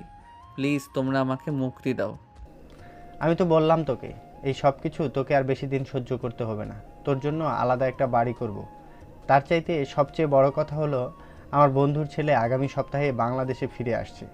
তার সঙ্গে নদীকে বিয়ে দেব বলে আমি সেই ছোট্টবেলা থেকেই তাকে কথা দিয়ে রেখেছি। তাই তোর চিন্তার কোনো কারণ নেই। ওরা দেশে আসলেই নদীকে সঙ্গে করে একেবারে আমেরিকা চলে যাবে। তারপর হয়তো কয়েক বছর পর পর বাংলাদেশে আসবে, একটু ঘুরবে, তারপর আবার চলে যাবে। হ্যাঁ, তোর বড়াব্বু একদম ঠিক কথাই বলেছে। নদীর বিয়ে হয়ে গেলে, নদী এই বাড়ি থেকে চলে গেলে তখন তো আর তোর কোনো সমস্যা থাকবে না, তাই না? আয়ন তখন আর কোনো কথা বলল না। এদিকে নদীর আম্মু আয়নের জন্য খাবার নিয়ে আসলো। নিজের হাতে আয়নকে খাইয়ে দিতে লাগলো। ঠিক ওই মুহূর্তে নদী রুম থেকে বের হয়ে সিঁড়ি দিয়ে নিচের দিকে আসছিল চা খাওয়ার জন্য। আর তখনই দেখতে পেল আয়ন ড্রয়িং রুমে বসে আছে আর তার আম্মু নিজের হাতে খাবার মাখিয়ে আয়নকে খাইয়ে দিচ্ছে। এটা আর নদী সহ্য করতে পারল না। সে সিঁড়িতে নামতে নামতেই চিৎকার করে বলতে লাগলো, এই কুত্তার বাচ্চা আবার ফিরে এসেছে। এ তো দেখছি লজ্জা শরমের বালাই বলতে কিছুই নেই। জাস্ট স্টপ ইওর মাউথ নাও। এখনই তুমি তোমার মুখটা বন্ধ করো। তোমার এসব ফাজলামো মার্কা কথাবার্তা বন্ধ করো। আর হ্যাঁ, তোমাকে একটা কথা বলার ছিল। আজকে আমি আর তোমার আব্বু ওনার এক বন্ধুর সঙ্গে কথা বলেছি। ওনার আগামী সপ্তাহে বাংলাদেশে আসছেন। ওনার ছেলে আমেরিকার একটা আইটি কোম্পানিতে চাকরি করেন, মাস শেষে খুব ভালো টাকাই বেতন পায়। তাই ওনার ছেলের সঙ্গে তোমার বিয়ে দেবো। এই কথা শুনে নদীর মেজাজ যেন আরও বেশি গরম হয়ে গেল। সে প্রচণ্ড পরিমাণ চিৎকার করে বলতে লাগলো, তোমাদের মাথায় এসব ভূত কে ঢুকিয়েছে? আমি তো সেটাই বুঝতে পারছি না। যেখানে তোমরা সবাই খুব ভালো করেই জানো আমি শুভর সঙ্গে 2 বছর ধরে রিলেশনে আছি, সেখানে অন্য একটা ছেলেকে বিয়ে করব, এটা তোমরা ভাবলে কি করে? তুমি রিলেশনে আছো এটা আমরা খুব ভালো করেই জানি। আর তুমিও এটা খুব ভালো করেই জানো যে শুভ ছেলেটা ভালো নয়, সারা রাত মদ মস্তি আর মেয়েদের নিয়ে পড়ে থাকে। তারপরেও কেন তোমাকে এই কথাটা বোঝাতে পারছি না, কেন তুমি এটা বুঝতে চাইছো না যে ওর সঙ্গে বিয়ে হলে তোমার জীবনটা একদম বরবাদ হয়ে যাবে? আমি বুঝতে চাইও না এই সব কিছু, কারণ ওকে আমি মন প্রাণ থেকে ভালোবাসি আর জীবনে একজনকেই ভালোবাসা যায়। তাই আমি ওকে ছাড়া অন্য কাউকে কখনোই বিয়ে করব না। আর তারপরেও যদি তোমরা আমাকে জোর করে অন্য কারোর সঙ্গে বিয়ে দিতে চাও, তাহলে আমি নিজের জীবন শেষ করে দিব। সেটা তোমার যা ভালো মনে হয় তুমি তাই করো, তবে আমার বন্ধুর ছেলের সঙ্গেই তোমাকে বিয়ে দিব, এটাই আমার শেষ কথা। এখন তুমি কি করবে না করবে সেটা একান্তই তোমার ব্যক্তিগত ব্যাপার। তোমাকে এই ব্যাপারে আমার কিচ্ছু বলার নেই। এই বলে নদীর আব্বু আম্মু দুজনই আয়নকে রুমে চলে যেতে বলে তারা নিজেদের রুমে চলে গেল। আর এদিকে আয়নও তখন আর ড্রয়িং রুমে বসে না থেকে নিজের রুমের দিকে পা বাড়ায়। তখনই নদী পিছন থেকে আয়নের হাতটা ধরে ফেল আর হ্যাসকা একটা টান দিয়ে দাঁড় করায়। তারপর বলতে থাকে, এই মরতে গেছিলি, মরতে পারলি না, আবার কেন ফিরে এসেছিস এই বাড়িতে? আমার জীবনটাকে একদম তেজপাতা করে ছেড়ে দিচ্ছিস। দেখো, তোমার মা বাবা তোমার জন্য বিয়ের সম্বন্ধ ঠিক করেছে। এখানে আমার কোনো দোষ নেই। এখানে তুমি আমাকে কোনোভাবে দোষারোপ করতে পারো না। আর হ্যাঁ শোনো, এই বাড়িতে কিন্তু তোমার চাইতে আমার অধিকার বেশি, কারণ দাদু মারা যাওয়ার আগে এই বাড়ি আমার নামে করে দিয়ে গেছে। আয়নের এমন মুখের উপর জবাব দেখে নদী একদম চমকে যায় আর বলতে থাকে, ওরে বাবা রে বাবা, তোরে এত কথা কে শিখাইছে বলতো? আমারে শুনি আগে তো। আগে তো কখনো আমার মুখের উপর কোনো কথা বলতি না, আর আজ দেখছি তুই আমার মুখ দেখে কথাটা বের হওয়ার আগেই মুখের উপর জবাব দিয়ে দিয়েছিস। দেখো, একজন মানুষ সবসময় বোবা হয়ে থাকবে এটা তো কোনো হাদিসে লেখা নেই। এতদিন ধরে তুমি আমাকে এত কথা বলে যাচ্ছ, কখনো তোমার মুখের উপর কোনো কথা বলিনি, কখনো তোমার মুখের উপর কোনো জবাব দেইনি। কিন্তু তার মানে এই নয় যে আমি সবসময় মুখ বন্ধ করে থাকব। আমার মুখ থেকে কখনোই কোনো কথা বের হবে না। ও আচ্ছা, ঠিক আছে, তাহলে তুই আমাকে এইটা বল, তোকে এইসব ট্রেনিং কে দিয়েছে? কোথা থেকে সব ট্রেনিং নিয়েছিস? তোর মরা বাপ মায় তোকে এইসব ট্রেনিং দিয়েছে নাকি? দেখো, এখন কিন্তু একদম বেশি বলে ফেলছো। তুমি আমাকে কথা বলো, কিন্তু তুমি আমাকে মা বাবাকে নিয়ে কোনো কথা বলবে না, যাদেরকে আমি আমার বুঝ হওয়ার পর দেখতে পারিনি, যাদের চেহারাটা পর্যন্ত আমার মনে নেই। তাদেরকে নিয়ে কোনো কথা বললে আমি তোমাকে কিন্তু ছেড়ে কথা বলবো না, এটা বলে দিলাম। ওরে বাবা রে বাবা, এতই যখন দরদ তখন ওদের সঙ্গে তুইও চলে গেলি না কেন? তোকে তাহলে আর সহ্য করতে হতো না? তোমার যদি ভালো না লাগে তাহলে তুমি তোমার নিজের চোখ বন্ধ করে রাখতে পারো। তাছাড়া বড় আব্বু তো বলেই দিয়েছেন কিছুদিনের মধ্যেই তোমার বিয়ে দেবেন। তারপর তো তুমি এখান থেকে চলেই যাবে, তখন আর আমাকে তোমার সহ্য করতে হবে না। আপাতত এই কয়টা দিন একটু কষ্ট করে মানিয়ে নাও, কারণ এটা ছাড়া তোমার হাতে অন্য কোনো পথ খোলা নেই। বাই দ্য ওয়ে, আমার খুবই ক্লান্ত লাগছে, আমি রুমে গিয়ে ঘুমাবো এখন। এই বলে নদী হাত থেকে নিজের হাতটা ছাড়িয়ে নিয়ে আয়ন নিজের রুমে চলে আসে আর দরজাটা লাগিয়ে দিয়ে আরামসে শুয়ে একটা ঘুম দেয়। এরপর দেখতে দেখতে প্রায় এক সপ্তাহ কেটে গেল। ইতিমধ্যেই আয়ন আর ভার্সিটিতে যায় না। এদিকে ভার্সিটির অনেকেই আয়নকে নিয়ে নদীর কাছে বিভিন্ন রকম প্রশ্ন করে আর এইসব প্রশ্ন শুনে নদী একদম বিরক্ত হয়ে যায়। কিরে, কি ব্যাপার দোস্ত? আয়ান এই কয়েকদিন ধরে ভার্সিটিতে আসছে না কেন? ওর কি শরীর খারাপ? আমি কারোর পার্সোনাল বডিগার্ড নই যে আমি কারোর ব্যাপারে খোঁজ খবর নিতে যাব, আর কারোর ব্যাপারে খোঁজ খবর নেওয়ার কোনো ইচ্ছে আমার নেই। তোর যদি এত ইচ্ছা থাকে তাহলে তুই নিজেকে ওই হারামজাদার ব্যাপারে খোঁজ খবর নিতে পারিস, কিন্তু আমার কাছে ওর ব্যাপারে কোনো কিছু জিজ্ঞাসা করবি না, এটা তোকে আমি বলে দিলাম। ওর রে বাবা, এমন দেমাক দেখিয়ে কথা বলছিস যেন তুই বিশ্ব সুন্দরী ঐশ্বরিয়া রায় হয়ে গেছিস। তোর ধারে কাছে কেউ ঘেঁষতেই পারে না। কেন এত দেমাক তোর? হ্যাঁ, আমি নিজেকে বিশ্ব সুন্দরী ঐশ্বরিয়া রায় মনে করি। তাতে তোর কি সমস্যা? তোর যদি কোনো সমস্যা থাকে তাহলে তুই আমার সঙ্গে কথা বলিস না, কেন আসিস নিজের থেকে আগ বাড়িয়ে কথা বলতে? শোন, এত দেমাক একদম ভালো না। একদিন দেখবি সবকিছু শেষ হয়ে যাবে। এইটুকু চেহারা নিয়ে এত অহংকার করার কি আছে? আমি সেটাই বুঝি না। একটা মানুষের ব্যাপারে তোর কাছে জিজ্ঞেস করলাম আর তুই এতগুলো কথা শুনিয়ে দিলি। এটা কোনো মানুষের ব্যাপার হতে পারে বলে আমার জানা নেই। জানা নেই তাহলে জেনে নে, আর কখনো আমার সাথে এইসব ব্যাপার নিয়ে কোনো প্রশ্ন করতে আসবি না। আমি কোনো গরু ছাগলের ব্যাপারে খোঁজ রাখতে পারি না। তাছাড়া আমি কারোরটা খায়ও না, কারোরটা পড়েও না যে কারোর ব্যাপারে সারাক্ষণ গোয়েন্দাগিরি করতে যাব তোদের মতন। দেখ, এখন কিন্তু একদম বেশি হয়ে যাচ্ছে। তুই আমাদের সঙ্গে এভাবে কথা বলতে পারিস না। আমাদের মতন গোয়েন্দাগিরির মানে আমরা এখানে গোয়েন্দাগিরির কি করলাম? আয়ান কদিন ধরে ভার্সিটিতে আসে না, তাই তোর কাছে জিজ্ঞেস করলাম, আর এটা গোয়েন্দাগিরি হয়ে গেল? এই শোন, তোরাও না ওই হারামজাদাটার মতোই ছোট লোক, তোদের সঙ্গে কথা বলার কোনো ইচ্ছে নেই, চুপচাপ আমার চোখের সামনে থেকে চলে যা। এই বলে নাক সিটকায় নদী। রিপা নদীর সঙ্গে কোনো কথা না বলে সেখান থেকে চলে গেল। সে মনে মনে বলতে লাগলো, এমন ছোট লোকের সঙ্গে কথা বলার চাইতে কথা না বলাই ভালো। কারণ ধন সম্পদ থাকলে সবই বড়লোক হয় না, মানসিকতাও বড় হতে হয়। এদিকে ভার্সিটি শেষ করে বাসায় আসতেই নদী দেখতে পেল ড্রয়িং রুম ভর্তি মেহমান, প্রায় 4-5 জন মানুষ ড্রয়িং রুমে বসে আছে। সেই সঙ্গে তাদের সঙ্গে বসে গল্প করছে নদীর মা আর নদীর বাবা।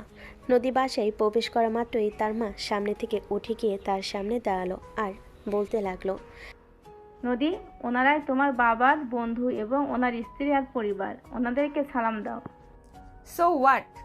আমি কেন ওর সঙ্গে কথা বলতে যাব? ওনারা আমাদের বাড়িতে এসেছেন, যদি প্রয়োজন থাকে ওনারা নিজেরাই আমার সঙ্গে কথা বলুক না। আমার কারোর সঙ্গে কথা বলার কোনো প্রয়োজন নেই আর ইচ্ছাও নেই। দেখো, এখন কিন্তু একদম বেশি হয়ে যাচ্ছে। তোমার পাপা এসব কথা জানতে পারলে কিন্তু প্রচণ্ড রাগ করবে। আম্মু, তুমি ভালো করেই জানো আমি কারোর রাগের কোনো পরোয়া করি না। বাই দ্য ওয়ে, আমার টায়ার্ড লাগছে, আমি রুমে গিয়ে ঘুমাবো। আমাকে কোনো বিরক্ত করবে না। এ বলে নদী পাশ কাটিয়ে রুমে চলে যেতে চাইছিল। তখনই নদীর বাবা পিছন থেকে বলতে লাগলেন, কি ব্যাপার নদী, তুমি এভাবে চুপচাপ চলে যাচ্ছ কেন? তোমার আঙ্কেল আন্টিকে সালাম দাও, তারপর ফ্রেশ হয়ে এসে ওনাদের সঙ্গে কথা বলবো।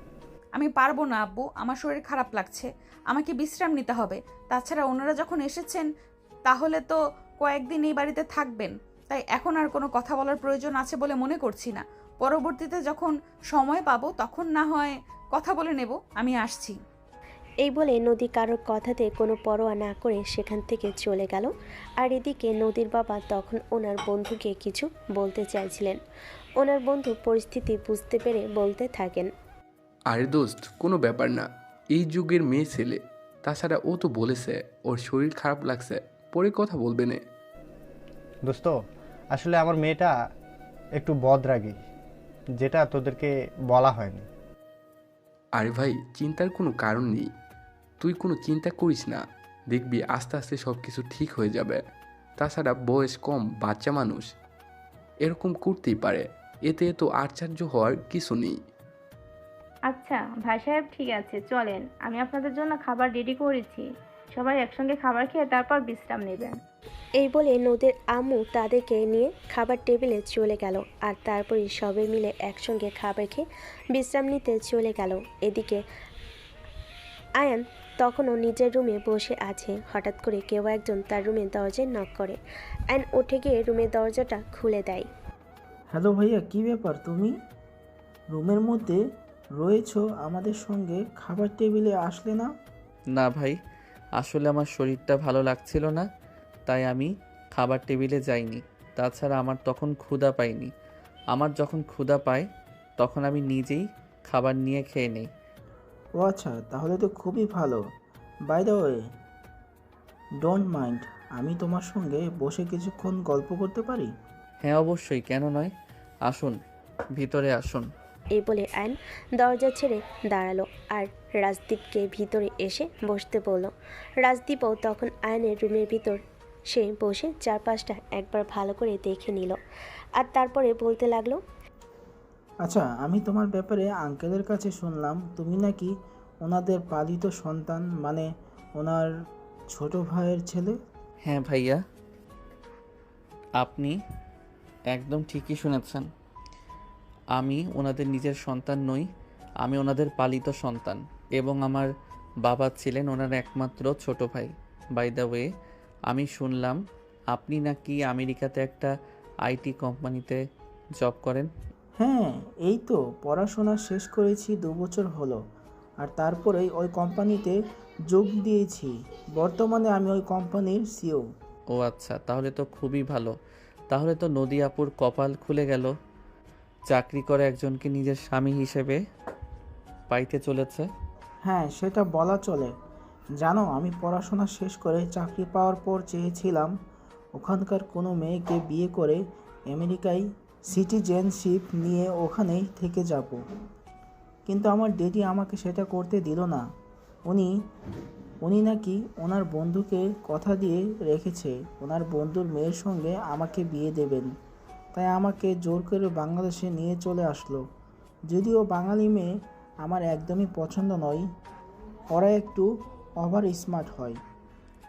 আমার মনে হয় আপনার ধারণা ভুল। নদী আপু একদমই অমন নয়। তিনি খুব সাধারণ একটা মেয়ে, সব সময় সবার সঙ্গে মিলেমিশে চলাফেরা করতে খুব পছন্দ করেন। তার মানসিকতা খুবই ভালো।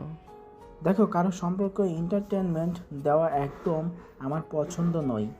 আমার আপু কেমন মেয়ে সেটা আমি প্রথম দেখাতেই বুঝে গেছি। আহ, কি দেমাক! এত দেমাক কাকে দেখায় আমি সেটাই বুঝি না। যেই না চেহারা, তার নাম রাখছে আবার পেয়ারা। যদি চেহারা সুতের একটু ঢক থাকতো তাও না হয় এত ভাব দেখাতো, মানা যেত। তারপরে ডেজির মুখের উপর কথা বলার অভ্যাস আমার নেই, তাই আমি কিছু বলতেও পারছি না। যাই হোক, যা আছে কপালে দেখা যাবে। আরে ভাই, চিন্তার কোনো কারণ নেই। আমি বলছি তো, নদী আপু সত্যি অনেক ভালো মেয়ে। আপনি নদী আপুকে বিয়ে করলেন তো জিতে যাবেন। আপনি আমার কথায় ভরসা রাখতে পারেন। আপনি একটু ঠকবেন না। কিন্তু ভাই, আমি তোমার কথায় ভরসা পাচ্ছি না, কারণ মেয়েটাকে আমি সামনে থেকে দেখেছি কিভাবে অসভ্যর মতো আচরণ করে সেখান থেকে চলে গেল ড্রয়িং রুমে। এতগুলো মানুষ বসে আছে, সবাই তার প্রয়োজন। তাদেরকে একটু সালাম প্রদর্শন করা তো দূরের কথা, কৌশল বিনিময়ের প্রয়োজনটুকু মনে করলো না। এটা কোন ধরনের ভদ্রতা, আমি তো সেটাই বুঝতে পারলাম না। হয়তো আপুর শরীর খারাপ, তাই হয়তো এরকম করেছে। কিন্তু আপু সত্যি অনেক ভালো। সেটা আপনি আপুর সাথে মিশলেই বুঝতে পারবেন। আপুর থেকে দূরে থাকতে তো আপনি এটা বুঝতে পারবেন না। ওকে, ঠিক আছে, তুমি যখন বলছো তখন মেনেই নিলাম। তোমার আপু খুবই ভালো। বাই দ্য ওয়ে, তোমার ব্যাপারে তো কোনো কিছুই জানা হলো না। তুমি কি করো? কি আর করব, এই তো আমি আর আপু একই ভার্সিটিতে একই ক্লাসে পড়াশোনা করি। কারণ আপনি হয়তো জানেন না, আপুর আর আমার বয়সের পার্থক্য কিন্তু খুব একটা না, মাত্র 3 মাসের। তাই ছোটবেলা থেকে বড় আপু আর বড় আম্মু আমাদের দুজনকে একসঙ্গে স্কুলে দিয়েছেন, যার কারণে আমাদের ক্লাস একই। ও আচ্ছা, তাহলে তো খুবই ভালো। তাহলে তো আর কোনো সমস্যা রইলো না, কারণ তোমার কাছ থেকে তোমার আপুর ব্যাপারে জানতে পেরেছি। তুমি যেহেতু তোমার আপুর সঙ্গে সারাক্ষণ থাকো, তাই তো তুমি তোমার আপুর ব্যাপারে খুব ভালো করেই জানো। হ্যাঁ ভাইয়া, সেই জন্যই বলছি, আপু সত্যি খুব ভালো। আপনি আপুকে বিয়ে করলে সত্যি অনেক সুখে থাকবেন। এই বলে তারা দুজনেই বেশ কিছুক্ষণ বসে গল্প গুজব করলো। আর এদিকে দেখতে দেখতে 2 দিন সময় কেটে গেল। সেদিন নদী ভার্সিটিতে এসে শুভকে বলতে লাগলো, দেখো, তোমাকে তো আমার বাবার ব্যাপারে বলেছিলাম। আমার বাবা আমাকে বিয়ে দেওয়ার জন্য উঠে পড়ে লেগেছে। চলো না আমরা বিয়েটা করে ফেলি। দেখো জান, তুমি যেমন আমাকে ভালোবাসো, তেমনি আমিও তোমাকে অনেক বেশি ভালোবাসি। এটা তো তুমি খুব ভালো করে জানো। কিন্তু তোমাকে তো এটাও জানতে হবে যে তোমার ভালোবাসার মানুষটা এখনো সেরকম কোনো কিছু করে না। তার সেরকম কোনো ইনকাম নেই যেটা দিয়ে তোমাকে নিয়ে সংসার করতে পারবে। তোমার কোনো কিছুই তো নেই। কি হয়েছে? আমার বাবার তো আছে, আমি আমার বাবার থেকে নিয়ে নিব। দেখো, এখন হয়তো তোমার কথা বললে আমার ফ্যামিলি তোমাকে মেনে নিতে চাইছে না, বা না তোমার ফ্যামিলিও আমাকে মেনে নেবে না। কিন্তু যখন আমরা বিয়ে করে ফেলবো তখন দেখবে সবাই আমাদেরকে মেনে নিবে। তখন আর কোনো ঝামেলা থাকবে না। হ্যাঁ বেবি, সেটা মনে হয় বুঝলাম। কিন্তু এখন যে তোমাকে আমি বিয়ে করব, সেই পরিস্থিতিতেও তো আমি নেই। কারণ বর্তমানে আমার 1 টাকাও ইনকাম নেই। বিয়ে করতে যে মিনিমাম খরচ লাগে সেটাও তো আমি করতে পারবো না। তাহলে বলো, আমি তোমাকে কিভাবে বিয়ে করতে পারি? দেখো, তুমি কিভাবে আমাকে বিয়ে করবে সেটা আমি জানি না, কিন্তু আমাকে তোমার বিয়ে করতেই হবে। তা না হলে আমার বাবা তার বন্ধুর ছেলের সঙ্গে আমাকে বিয়ে দিয়ে দিবে, যেটা আমি মেনে নিতে পারবো না। কারণ আমি তোমাকে ভালোবাসি। তোমাকে ছাড়া অন্য কারোর সঙ্গে সংসার করা আমার পক্ষে কোনোভাবেই সম্ভব নয়। I really love you. তোমাকে আমি আমার জীবন সঙ্গী হিসেবে পেয়ে গেলে আমি সব কিছুই করতে পারবো। দেখো, আমরা দুজন দুজনকে ভালোবাসি। তুমি শুধু একা আমাকে ভালোবাসো সে মনটা নয়। বাই দ্য ওয়ে, তোমাকে একটা কথা বলি, তুমি যদি আমার কথাটা মেনে নিতে পারো তাহলে আমি তোমাকে বিয়ে করতে পারবো। ঠিক আছে, কোনো সমস্যা নেই। তুমি আমাকে বলো আমাকে কি করতে হবে। তুমি আমাকে যা বলবে আমি তাই করতে প্রস্তুত। আমি একবারও বলবো না, তুমি শুধু বলে তো দেখো। আমরা দুজনে পালিয়ে বিয়ে করব, তারপর অনেক দূরে চলে যাব, দূরে গিয়ে সংসার করব। এটা তো খুবই ভালো কথা। আমিও তো তোমাকে এমন কিছুই বলবো ভাবছিলাম। আমরা কিছুদিনের জন্য অনেক দূরে চলে যাব, সেখানে আমরা সংসার করব, প্রয়োজন হলে 2-1 বছর পর সেখানে থেকে যাব। তারপর যখন আমাদের একটা বাচ্চা কাচ্চা হয়ে যাবে তখন না হয় আমরা এই শহরে ফিরে আসব। তখন দেখবে তোমার ফ্যামিলি আর আমার ফ্যামিলির সবাই আমাদেরকে মেনে নেবে, তখন আর কোনো ঝামেলা করবে না। আচ্ছা ঠিক আছে, আমি মেনে নিলাম তোমার কথা, কিন্তু সেখানে গিয়ে সংসার করার জন্য আমাদের তো কিছু টাকা পয়সা প্রয়োজন হবে। সেটার কি ব্যবস্থা করবে? সেটা একবারও কি তুমি ভেবে দেখেছো? টাকা পয়সা নিয়ে তোমাকে কোনো চিন্তা করতে হবে না, কারণ আমার বাবা অলরেডি আমার বিয়ের জন্য বেশ কিছু গহনা বানিয়ে রেখেছেন, আর সেই সঙ্গে নগদ কিছু অর্থও বাড়িতে নিয়ে রেখেছেন। আমি সেখান থেকে আমার প্রয়োজনীয় সব কিছু গুছিয়ে নেব, যাতে আমরা 2 বছর অনায়াসে চলে যেতে পারি, যাতে আমাদের কোনো সমস্যাতেই পড়তে না হয়। শোনো, তাহলে তোমাকে একটা কথা বলি। তুমি বাড়িতে গিয়ে এমন ভাব দেখাবে যেন তুমি বিয়েতে রাজি, আর তোমার অনেক কিছুর ডিমান্ড করবে, অনেকগুলো গহনার নেবে, যেগুলো তুমি বাড়ি থেকে চলে আসার সময় নিয়ে আসবে। আর তারপর এগুলো বিক্রি করে আমরা যাতে অনেকদিন চলতে পারি। ঠিক আছে বাবু, কোনো সমস্যা নেই, তুমি কোনো চিন্তা করো না, আমি এমনটাই করব। কিন্তু তারপরও আমার তোমাকেই লাগবে, কারণ আমি তোমাকে প্রচণ্ড পরিমাণ ভালোবাসি। তোমাকে ছাড়া আমি আর কিছুই চাই না। আচ্ছা ঠিক আছে, তাহলে আজ তুমি বাসায় চলে যাও। আগামী 3 দিন পর তোমার বিয়ে, আর এই 3 দিনে তুমি তোমার সব কিছু গুছিয়ে নেবে। আচ্ছা ঠিক আছে বাবু, তুমি কোনো চিন্তা করো না। তোমাকে পাওয়ার জন্য আমি সব কিছু করতে পারি, প্রয়োজন হলে নিজের জীবন দিয়ে দিব, কিন্তু তারপরেও তোমাকে আমি হারাতে পারবো না, কারণ I will really love you. ঠিক আছে, তাহলে বাসায় চলে যাও, আর আমার প্ল্যান অনুযায়ী কাজ করো, দেখবে আমরা সাকসেস হব। এই বলে শুভ নদীকে তার বাসে পাঠিয়ে দিল আর এদিকে মনে মনে প্ল্যান করতে লাগলো। আরে ব্রয়লার মুরগি, তুই একবারও বুঝতেও পারলি না যে তোকে আমি ব্যবহার করে জাস্ট ছুঁড়ে ফেলে দিব। তোর মতো মুরগি পটানো আমার বাঁ হাতের খেল, আর তারপর তাকে ব্যবহার করে ছুঁড়ে ফেলে দেওয়া আমার কাছে টিস্যুর মতো ব্যাপার। তোর মতো বড়লোক বাবার মেয়েদের পেছনে এভাবে শুধু শুধু তো আর টাইম ওয়েস্ট করতে আসিনি পাখি, তুই বুঝবি মজা। কথাগুলো মনে মনে বলে নিজের বাসার দিকে পা বাড়ায় আর এদিকে নদী বাসে এসে তার আম্মুকে বলতে থাকে। আম্মু, আমি তোমাদের প্রস্তাবে রাজি।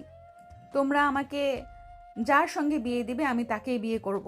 আব্বুকে বলে দাও আমি আব্বুর বন্ধুর ছেলেকেই বিয়ে করব, এতে আমার কোনো আপত্তি নেই। চুপ কর। আলহামদুলিল্লাহ, আল্লাহ আমার মেয়েকে সুবুদ্ধি দিয়েছে, এটাই অনেক। হতে দিতে হলেও নিজের জন্য কোনটা সঠিক সেটা বুঝতে পারার জন্য তোমাকে অসংখ্য ধন্যবাদ। যাই হোক, আমি তোমার আব্বুকে খবরটা দিয়ে আসি। এই বলে নদী আম্মু ড্রয়িং রুম থেকে ছুটতে ছুটতে নদীর বাবার কাছে ছুটে গেলেন আর তারপর তাকে সব কিছু খুলে বলেন। নদীর বাবা এই খবরটা শুনে অনেক খুশি হয়, কারণ তিনি নিজের কথা রক্ষা করতে পারবেন। সেই খুশিতে সেদিন বিকেলে নদী তার আব্বু আম্মু আর রাজদীপ 3 জনে মিলে বিয়ের শপিং করতে যায়। নদী সব কিছু শুভর বুদ্ধিমতোই করছিল। শুভ যা যা বলে দিয়েছে সে সব কিছুই করছিল। অনেক অনেক গহনা কিনেছিল, যেটা থেকে রাজদীপের একটু সন্দেহ লাগছিল। তাই তো রাজদীপ নদীকে বলে, দেখো, আমরা তো বিয়ের পরেই আমেরিকায় চলে যাব, সেখান থেকে তুমি গোল্ড আর ডায়মন্ড নিতে পারো। এখানে এত কিছু কেনার কোনো প্রয়োজন নেই। কেন নিব না? অবশ্যই নিব। আমার বাবার একমাত্র মেয়ে আমি, আর বিয়ে তো জীবনে একবারই হয়। বিয়ের দিন যদি গা ভর্তি গয়না নাই পড়তে পারি তাহলে লোকে দেখে কি বলবে, সেটা একবার ভেবে দেখেছেন?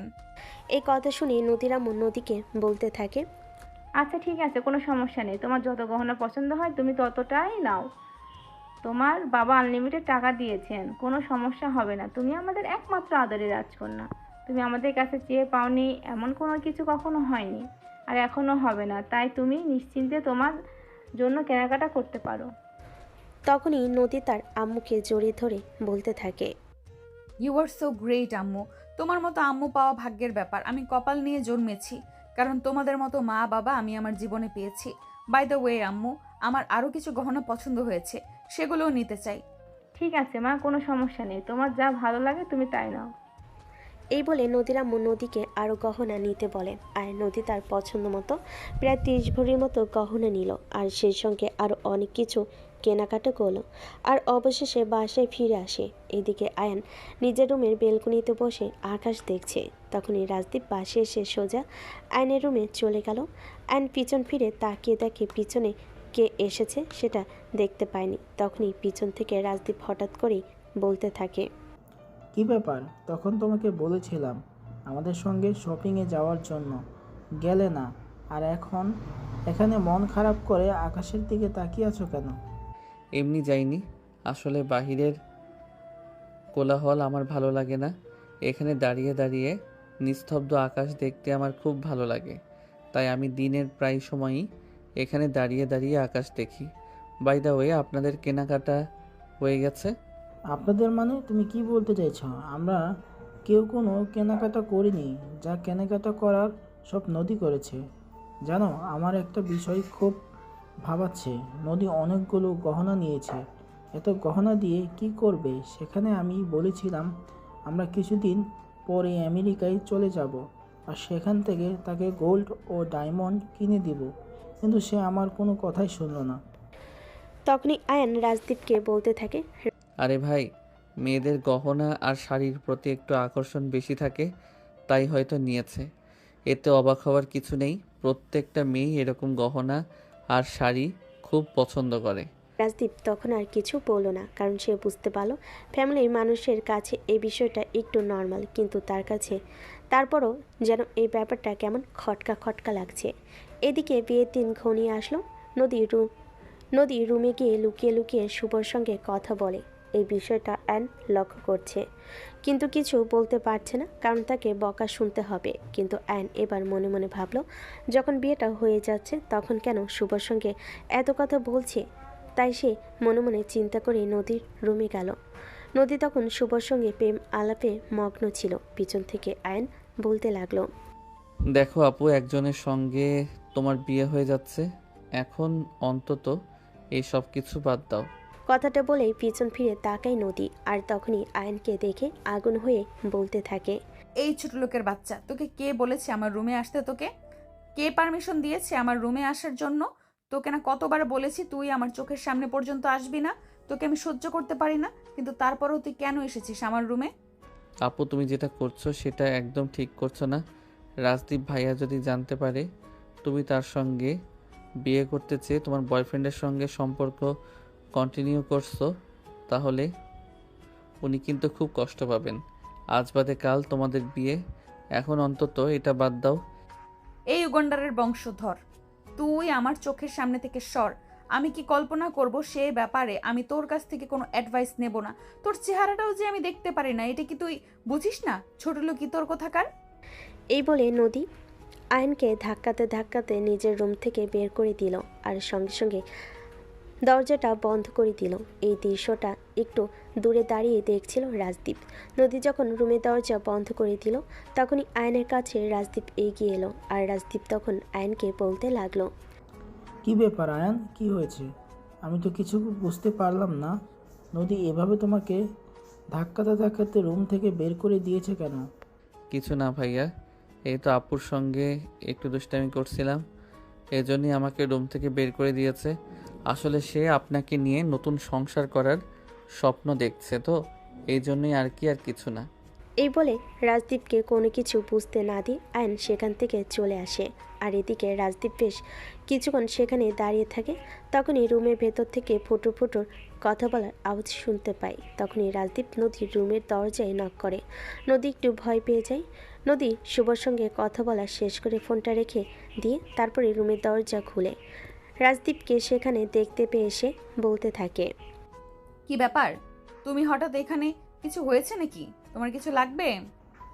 না, এমনি একা একা বোর ফিল করছিলাম, তাই ভাবলাম তোমার সঙ্গে একটু গল্প করা যাক, এই জন্যে চলে আসা। বাই দ্য ওয়ে, আমি এসে আবার তোমাকে বিরক্ত করলাম না তো? আরে না, সেরকম কোনো ব্যাপার না। আমিও রুমে একা একাই শুয়েছিলাম। আসুন না, ভেতরে এসে বসুন, তারপর আপনার সঙ্গে গল্প করি। আপনি বসুন, আমি আয়ানকে বলি আমাদের দুজনের জন্য চা পাঠাতে। না, সেটা কোনো প্রয়োজন হবে না। আপনি বলছেন আপনার সঙ্গে গল্প করি, বাস এইটুকুই চলে যাবে। এদিকে নদীর ইচ্ছে না থাকা সত্ত্বেও রাজদীপকে রুমের ভিতর নিয়ে আসে আর তারপর দুজন মিলে গল্প করতে থাকে। যদিও এখানে নদীর ইন্টারেস্ট কম ছিল, রাজদীপ নিজের থেকে কথা বলছিল তার সঙ্গে। সে শুধু মাঝে মধ্যে হা না দিয়ে তার সঙ্গে সায় দিচ্ছিল, এর বেশি কিছুই না। রাজদীপ সেটা খুব ভালোভাবেই বুঝতে পারছিল, কিন্তু তারপরও সে কিছুই বলেনি, কারণ নদী তার সঙ্গে কথা বলার ফাঁকে ফাঁকে এই শুভর সঙ্গে চ্যাটিং চালিয়ে যাচ্ছিল, যেটা রাজদীপ প্রায় দেখে ফেলেছিল। তাই রাজদীপ তাকে জিজ্ঞাসা করে, কি ব্যাপার, তুমি কি কারোর সঙ্গে ফোনে চ্যাটিং করছো নাকি? আরে না, সেরকম কোনো ব্যাপার নয়। আসলে আমার এক বান্ধবীরও আগামী মাসেই বিয়ে, তাই তার সঙ্গে একটু কথা বলছিলাম আর কি। কারণ আমি তো তার বিয়েতে থাকতে পারবো না, আমাকে তো তোমার সঙ্গে চলে যেতে হবে, তাই তার একটু মন খারাপ। ও আচ্ছা, এটা কার? তাহলে তো এটা তোমার জন্যই খুব দুঃখজনক, কারণ তোমাকে আমার সঙ্গে চলে যেতে হবে। বন্ধুর বিয়েতে থাকতে পারবে না। তুমি চাইলে কিন্তু বন্ধুর বিয়েতে থাকতে পারো, আমি তোমাকে পাঠানোর ব্যবস্থা করতে পারি। আরে না, ও আমার তেমন কাছের বন্ধু নয়। আমার না না আসলেও চলবে। বাই দ্য ওয়ে, কাল তো আমাদের হলুদ, তাই না?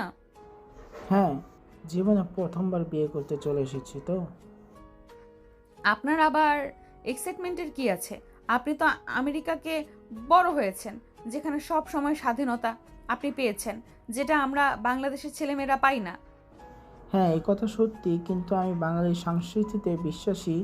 আমি কিন্তু কখনো সেরকম ফ্রিডম পাওয়ার পরেও কাজে লাগাইনি, কারণ আমি সব সময় চেয়েছি আমার বাবা মার পছন্দের কোনো বাঙালি মেয়েকে বিয়ে করব।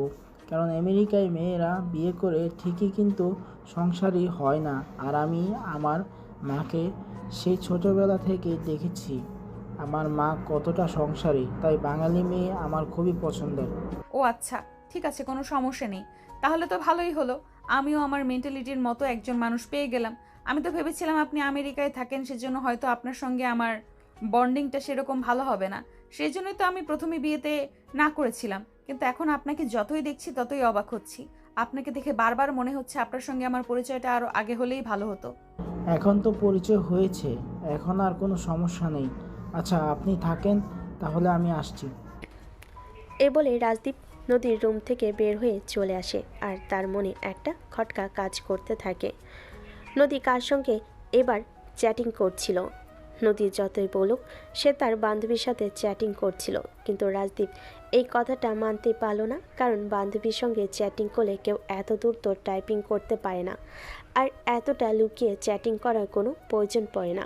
তারপর সে এসব কিছু মাথা থেকে ঝেড়ে ফেলে দেওয়ার চিন্তা করে, কারণ যে মেয়েটার সঙ্গে কাল বাদে পরশু তার বিয়ে, সেই মেয়েটাকে নিয়ে সন্দেহ করা মোটো একজন সুপুরুষের কাজ নয়। এদিকে দেখতে দেখতে পরের দিন তাদের গায়ে হলুদের অনুষ্ঠান হয়ে যায়, আর সেদিন রাতের বেলা নদী নিজের রুমে এসেছে মাত্র, তখনই শুভ ফোন দেয়। কি ব্যাপার বেবি, তুমি কি সব কিছু রেডি করে রেখেছো? আমি কখন আসবো তোমাকে নিতে? হ্যাঁ বাবু, আমি সব কিছু গুছিয়ে রেখেছি। সবাই ঘুমিয়ে নিক, তারপরে আমি তোমাকে ফোন দিব। আর আমি ফোন দেওয়ার সঙ্গে সঙ্গে কিন্তু চলে আসবে, 1 সেকেন্ডও দেরি করবে না। বাড়ির কেউ যদি দেখে ফেলে তাহলে কিন্তু বিপদে পড়ে যেতে হবে, এটাও সব সময় তোমার মাথায় রাখবে। আচ্ছা বেবি, ঠিক আছে, কোনো সমস্যা নেই। তুমি যখন বলবে আমি তখনই চলে আসবো। তবে বেবি, তুমি কিন্তু সব কিছু ঠিকঠাক গুছিয়ে নিয়ে তারপরে এসো, তা না হলে কিন্তু আমরা খুব ঝামেলায় পড়ে যাব। এই বলে ফোন কেটে দেয় শুভ, আর এদিকে নদী নিচের রুমে বসে অপেক্ষা করতে থাকে কখন রাত গভীর হবে আর সবাই ঘুমিয়ে যাবে। তার অপেক্ষার সময় যেন কাটছিল না। সে রুমের ভিতর এপাশ ওপাশ পায়চারি করছিল। বাসার সবাই প্রায় শুয়ে পড়েছিল। তখনই আয়ন কিচেনের দিকে পা বাড়ায় পানি খাওয়ার জন্য। তার খুব পানি পিপাসা পেয়েছিল, আর তখনই দেখতে পেল নদীর রুমে লাইট অন। একবার নদীর রুমের দিকে অগ্রসর হতে চেয়েও পিছিয়ে চলে আসলো, কারণ সে খুব ভালো করে জানে এখন যদি সে নদীর রুমে যায় তাহলে নদীর কাছ থেকে তাকে একটা নয় হাজারটা কথা শুনতে হবে। কাল তো বিয়ে, আর বিয়ের পর তো এই বাড়ি ছেড়ে চলে যাবে, তাহলে কেন শুধু শুধু ঝামেলা বাঁধাবে? তাই সে আর কোনো কথা না বলে পানি খেয়ে তারপর নিজের রুমে গিয়ে শুয়ে পড়ল। কিন্তু তার ঘুম আসছিল না। তার মনে কেমন যেন একটা সন্দেহ কাজ করছিল, একটা অস্থিরতা লাগছিল। মনে মনে ভাবল, এতদিন ধরে নদী এই বাড়িতে রয়েছে, আর কাল হঠাৎ করেই এই বাড়ি ছেড়ে চলে যাবে। এজন্য হয়তো তার মন খারাপ লাগছে। অপরদিকে বাড়ি যখন নিস্তব্ধ, তখন নদী শুভকে ফোন দেয় আর বাসার সামনে চলে আসার জন্য। আর তখনই শুভ বাইক নিয়ে তার বাসার সামনে চলে আসে। নদী সবার চোখ ফাঁকি দিয়ে বাসা থেকে বেরিয়ে আসে শুভর সাথে। আর শুভর সঙ্গে তার একটা বন্ধু। শুভর বন্ধু শুভ আর নদীকে রেলওয়ে স্টেশন পর্যন্ত পৌঁছে দেয় আর তারপর বলে, দুজনে ভালো থাকিস আর দুজন দুজনের খেয়াল রাখিস। কোনো ঝামেলায় পড়লে আমাকে ফোন করিস। ঠিক আছে দোস্ত, তুই কোনো চিন্তা করিস না। আর কোনো ঝামেলাও তো আশা করছি পড়বো না। আল্লাহর সহায় সব কিছু ইনশাল্লাহ সামনে নিতে পারবো। ঠিক আছে, তাই যেন হয়। আর নদী দুজন দুজনার খুব খেয়াল রাখবে। সেখানে কিন্তু তোমাদের খেয়াল রাখার জন্য অন্য কেউ থাকবে না, তাই তোমাদের নিজেদেরকে নিজেদের খেয়াল রাখতে হবে। আচ্ছা ঠিক আছে, তাহলে আমরা আসি আর তুমি বাইক নিয়ে চলে যাও। এইদিকে কি হয় আমাদেরকে ফোন করে জানিও। এই বলে তারা দুজনে ট্রেনে উঠে বসলো আর কিছুক্ষণের মধ্যেই ট্রেন ছেড়ে দিল। এদিকে আকাশও স্টেশন থেকে বের হয়ে বাসেই চলে গেল। সকাল 10টা বাজে। বাড়ির সবাই ঘুম থেকে উঠে গেছে। আজ বিয়ে বলে কথা, কিন্তু নদী এখনও রুম থেকে বের হচ্ছে না, রুমের দরজাটাও খুলছে না। নদীর মা বেশ কয়েকবার রুমের দরজার সামনে দাঁড়িয়ে নদীর নাম ধরে ডেকেছেন, দরজায় নক করেছেন, কিন্তু দরজা খোলার কোনো নামগন্ধ নেই। তখনই তিনি দেখতে পেলেন দরজাটা বাইরে থেকে লক করা। এটা দেখেই তিনি দরজা খুলে ভিতরে প্রবেশ করলেন। আর তারপর যেটা দেখলেন, তিনি তো এক চিৎকার। নদীর আব্বু কোথায় তুমি? আমার সর্বনাশ হয়ে গেছে, তোমার মেয়ে সব কিছু নিয়ে পালিয়ে গেছে। নদীর আম্মুর এমন চিৎকার শুনে সবাই সেখানে ছুটে আসেন। নদীর আব্বু নদীর আম্মুর কাছে এসে বলতে থাকেন, আরে এসব কি বলছো তুমি? তোমার কি মাথা খারাপ হয়ে গেছে? আমার মাথা খারাপ হয়ে যায়নি, যা সত্য তাই বলছি। এই যে দেখো, আলমারিতে কোনো গহনা নেই, তোমার মেয়ে টাকা পয়সা সব কিছু নিয়ে পালিয়ে গেছে। আমার আগেই তোমার মেয়েকে সন্দেহ হয়েছিল যে সে কেন এত গহনা কিনছে। তখনই পাশ থেকে রাজদীপ বলতে থাকে, কি ব্যাপার আন্টি, আমার কথা মিলে গেল তো? আমি তো আগেই বলেছিলাম আপনার মেয়ের কোনো একটা সমস্যা আছে, যার কারণে এতগুলো গোল্ড কিনছে। তা না হলে একটা মেয়ে কখনো এতগুলো গোল্ড কিনতে পারে না। সেখানে আমি নিজে থেকে তাকে বলেছি আমেরিকায় যাওয়ার পর আমি ওখান থেকে তাকে গোল্ড এবং ডায়মন্ড কিনে দেব, কিন্তু সে কোনো কথাই শুনলো না। সে বাংলাদেশ থেকেই এগুলো নেবে। এখন তো আমার কথা পরিষ্কার মিলে গেল, এখন তো বুঝতে পেরেছেন কি হচ্ছে? আমি কিছুই বুঝতে পারছি না। প্লিজ তোমরা সবাই ঠান্ডা হও, আমাকে একটু ব্যাপারটা বুঝতে দাও। এখানে বোঝাবুঝির কিছু নেই আঙ্কেল। আপনার মেয়ে কোনো ছেলের সঙ্গে রিলেশন করে আর তাকে বিয়ে করার জন্যই আমাকে বিয়ে করতে প্রথম না করেছিল। আর তারপর যখন হয়তো দেখলো তার বয়ফ্রেন্ড বেকার, তাকে বিয়ে করলে সংসার করতে পারবে না, তাই এইসব নাটক করছে। রাজদীপের সঙ্গে অন্যান্য সবাই সুর মেলাতে লাগলো, কারণ সবার চোখে সামনে এটাই সত্যি হয়ে গেছে যে নদী তার বয়ফ্রেন্ডের সঙ্গে পালিয়ে গেছে। তাই রাজদীপের পরিবার সেদিন ওই বাড়িতে আর এক মুহূর্ত দেরি না করে রাজদীপকে নিয়ে বাড়ি থেকে বের হয়ে চলে গেল। তারা হোটেলে 2 দিন থাকলো আর তারপরেই আমেরিকায় ফেরত গেল। এদিকে নদী রেলওয়ে স্টেশনের পাশে বসে কান্না করছে। হ্যাঁ ভিউয়ার্স, আপনারা একদম ঠিকই শুনেছেন, ঢাকা থেকে শুভর সঙ্গে চট্টগ্রাম এসেছিল। এখানে এসে নতুন সংসার করবে বলে, কিন্তু শুভ কোনো একটা অজুহাত রেখে নদীকে চট্টগ্রাম রেলওয়ে স্টেশনে ফেলে রেখে সেখান থেকে চলে গেছে। আজ 2 দিন নদী রেলওয়ে স্টেশনে বসে বসে কান্না করছে। তখনই একজন পথচারী নদীর পাশে এসে বসে আর বলতে থাকে, এই মেয়ে, কী হয়েছে তোমার? তোমাকে দেখছি তুমি 2 দিন ধরে এখানে বসে বসে কান্না করছো। সামনের দোকানটাই আমার, তাই তোমাকে অনেকটা সময় ধরেই লক্ষ্য করছি। কই না তো, তেমন কিছুই হয়নি। আপনি এখান থেকে চলে যান প্লিজ, আমাকে একা থাকতে দিন, আমার কিছুই ভালো লাগছে না। দেখো, তোমার কোনো সমস্যা হলে তুমি আমাকে বলতে পারো, আমি আমার সাধ্যমতো তোমাকে সাহায্য করার চেষ্টা করব। কিন্তু তুমি একজন মেয়ে মানুষ, এখানে এভাবে বসে থাকাটা তোমার জন্য মোটেও নিরাপদ নয়। বলো তোমার কি হয়েছে? এই কথা শুনে নদী একটু আশ্বাস পেয়ে ওই লোকটাকে সব কিছু খুলে বলল। আর তারপর ওই লোকটা নদীকে বলতে লাগলো, আসলে এই জন্যই তোমাদের মতো মেয়েদের এমন শিক্ষা পাওয়া উচিত। কারণ তোমার মা বাবা তোমার জন্য ভালো একটা ছেলের সঙ্গে বিয়ের সম্বন্ধ করে, আর তখন তুমি বয়ফ্রেন্ডের সঙ্গে পালিয়ে বিয়ে করতে চলে আসো। এটা তোমার মা বাবা কখনোই তোমার কাছ থেকে আশা করেনি। আমি তোকে ভালোবেসেছিলাম, তার ভালোবাসায় আমি অন্ধ হয়ে গেছিলাম, তাই তো এমনটা করেছি। এখন আমি বুঝতে পারছি না, এখন আমি কি করব? মা বাবার সামনে কোন মুখে গিয়ে দাঁড়াবো? দেখো, তোমার এখানে থাকাও চলবে না, কারণ এখানে তুমি একটা মেয়ে মানুষ হয়ে হাতে টাকা পয়সা না থাকায় কিছু করতেও পারবে না। তাই আমি তোমাকে উপদেশ দেই, আমি তোমাকে ঢাকায় ফিরে যাওয়ার জন্য কিছু টাকা দিচ্ছি, তুমি বাসায় ফিরে যাও, তারপর যা হবে সামলে নিও। তোমার মা বাবা ছোটবেলা থেকে অনেক আদর যত্ন করে তোমাকে মানুষ করেছেন, তারা তোমাকে আর যাই হোক মেরে তো আর ফেলবে না, তাই তুমি বাসাতেই ফিরে যাও। আমি কিভাবে তাদের সামনে দাঁড়াবো? তাদের এত বছরের জমানো টাকা আর 30 ভরি স্বর্ণের গহনা সবকিছু নিয়ে আমি আমার বয়ফ্রেন্ডকে ধোকা দিয়ে পালিয়ে গেছি। আমি সবটাই বুঝতে পেরেছি, কিন্তু এখন তো কিছু করার নেই, যা হওয়ার তাই তো হয়েই গেছে। এখন যা হবে তা তোমাকে মেনে নিতে হবে, এছাড়া অন্য কোনো উপায় নেই। তোমার মা বাবা হয়তো তোমাকে 2-4টা কথা শোনাবে, কিন্তু তারপরও তারা তোমাকে ঠিকই নিজের মেয়ে হিসেবে হলেও তোমার অপরাধ ক্ষমা করে দিবে, তোমাকে বাড়ি তুলে নেবে, তাই তুমি বাড়িতেই ফিরে যাও। এই বলে পথচারী অনেক বুঝিয়ে সুঝিয়ে নদীকে কিছু টাকা দিয়ে তারপর টেনে উঠিয়ে দেয়, আর নদী ঢাকায় ফিরে আসে। কিন্তু কোন মুখে যাবে বাসায়? এভাবে কেটে যায় সেদিনে সারাটা দিন। সন্ধ্যা হবে হবে এমন সময় বাসার সামনে এসে দাঁড়ায় আয়ন। তখন কোনো একটা কাজের জন্য বাসা থেকে বের হচ্ছিল, তখনই হঠাৎ বাসার সামনে পাগলি টাইপের একটা মেয়ে দেখে সে থমকে দাঁড়ায়। তাদের এলাকায় তো কোনো পাগলি নেই, তাহলে কে এটা? এটা চিন্তা করতে করতে সে সামনের দিকে এগিয়ে যায়, আর তখনই দেখতে পাই এটা আর কেউ নয়, স্বয়ং নদী দাঁড়িয়ে আছে। আইন তখনই নদীকে বলতে থাকে, আরে আপু, তুমি এখানে এই কয়েকদিন তুমি কোথায় ছিলে জানো? তোমাকে আমরা কোথায় কোথায় খুঁজেছি, সারা শহর তন্ন তন্ন করে খুঁজেছি তোমার জন্য। বড় আব্বু আজ হসপিটালে। নদী কোনো কথা না বলে চুপচাপ দাঁড়িয়ে থেকে কান্না করছে। আজকে নদী আর সেদিনের নদীর মধ্যে অনেক তফাৎ। সে একদম বোবার মতো হয়ে দাঁড়িয়ে সব কিছু শুনছে, যেন সে কথা বলার ভাষা হারিয়ে ফেলেছে। তখনই আয়ন তাকে বলতে থাকে, কি ব্যাপার, কি হয়েছে আপু? তুমি কোনো কথা বলছো না কেন? এভাবে কান্না করছো কেন? প্লিজ কিছু একটা তো বলো। আয়ান প্লিজ, তোরা সবাই আমাকে ক্ষমা করে দে, আমার ভুল হয়ে গেছে, প্লিজ এই শেষবারের মতো আমাকে ক্ষমা করে দে।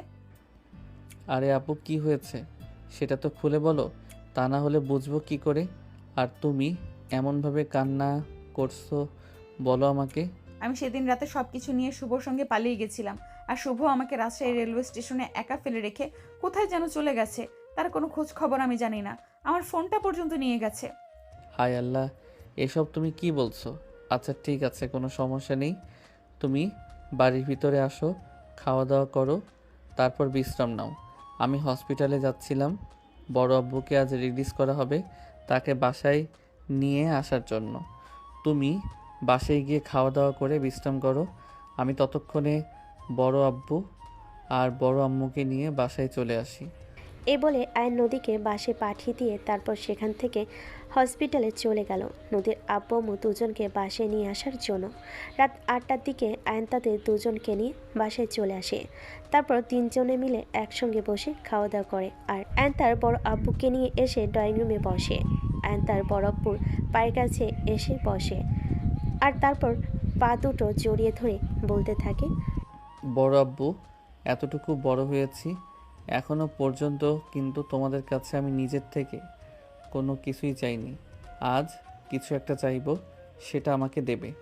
দেখ বাবা, আমার কাছে তোকে দেওয়ার মতো কিছু নেই, তবে তুই বলতে পারিস, আমি যদি পারি অবশ্যই চেষ্টা করব। তুমি দিতে পারবে না এমন কিছুই আমি তোমার কাছে চাইবো না, আমি শুধু তোমার থেকে একটা কথা নিতে চাই, বলো তুমি আমার কথা রাখবে। আচ্ছা ঠিক আছে, বল কি এমন কথা? আমি তোর জন্য সব করতে পারি, এখন তো তুই আমার একমাত্র ভরসা। তখনই আয়ন বলতে শুরু করে, নদী আপু নিজের ভুল বুঝতে পেরেছে, এই বাড়িতে ফিরে এসেছে, তুমি তাকে এই বাড়ি থেকে তাড়িয়ে দিও না প্লিজ, এটাই তোমার কাছে আমার অনুরোধ, প্রথম এবং শেষ। প্লিজ তুমি আমার এই অনুরোধটা রাখো। বলে আয়ন নদীর বাবার পা দুটো জড়িয়ে ধরে কান্না করতে থাকে। বেশ কিছুক্ষণ এইভাবে চলে যায়। নদীর বাবা কোনো কথাই বলে না, একদম চুপ হয়ে বসে থাকে। তখনই আয়ন আবারও বলতে থাকে, কি ব্যাপার বড় আব্বু, আমি তোমাকে কিছু বলেছি কিন্তু তুমি আমার কথার উত্তর দিচ্ছ না কেন? বলো, তুমি নদী আপুকে কিছুই বলবে না? তাকে তুমি মেনে নিবে? তাকে তুমি এই বাড়িতে জায়গা দেবে? বেশ কিছুক্ষণ চুপ থাকার পর নদীর বাবা আয়নকে বলে নদীকে ওনার সামনে নিয়ে আসার জন্য। আয়ন নদীকে তার রুম থেকে ড্রয়িং রুমে নিয়ে আসে। নদী কাচুমাচু হয়ে দাঁড়িয়ে আছে, ভয় একদম চুপসে গেছে, মাথা নিচু করে দাঁড়িয়ে আছে, উপর দিকে তাকানোর সাহস পর্যন্ত পাচ্ছে না। তখনই নদীর বাবা তাকে বলতে থাকে, আমি ওকে একটা শর্তেই ক্ষমা করব, শুধুমাত্র ও যদি তোকে বিয়ে করতে রাজি হয়। কথাটা শুনে ভীষণভাবে চমকে যায় নদী এবং আয়ান। নদী কিছু বলতে চাইলেও বলতে পায়নি, তাই আয়ান বলতে থাকে, মানে তুমি কি বলতে চাইছো বুঝতে পারছি না। আমি একটা শর্তেই নদীকে এই বাড়িতে থাকতে দেব, যদি নদী তোকে বিয়ে করে আর তোকে স্বামীর মর্যাদা দেয়, আর নয়তো তাকে এই মুহূর্তে এই বাড়ি থেকে বের হয়ে যেতে হবে। এই বাড়িতে তার কোনো জায়গা হবে না। তখনই নদী সাত পাঁচ চিন্তা না করে তার বাবাকে বলে, ঠিক আছে, আমি রাজি, কোনো সমস্যা নেই, তুমি বিয়ের ব্যবস্থা করো। নদীর এই কথাটা বলতে দেরি হলো। নদীর বাবা বাসায় কাজী ডেকে নিতে দেরি করলেন না। সব কিছু দেখে আয়ন একদম অবাক। এসব কি হতে চলেছে? সে কিনা নিজের বোনকে বিয়ে করতে হবে। সে কোনো কথা বলতে পারছে না। বিয়ের সমস্ত কাজটাই হয়ে এসেছে, শুধু কবুল বলা বাকি।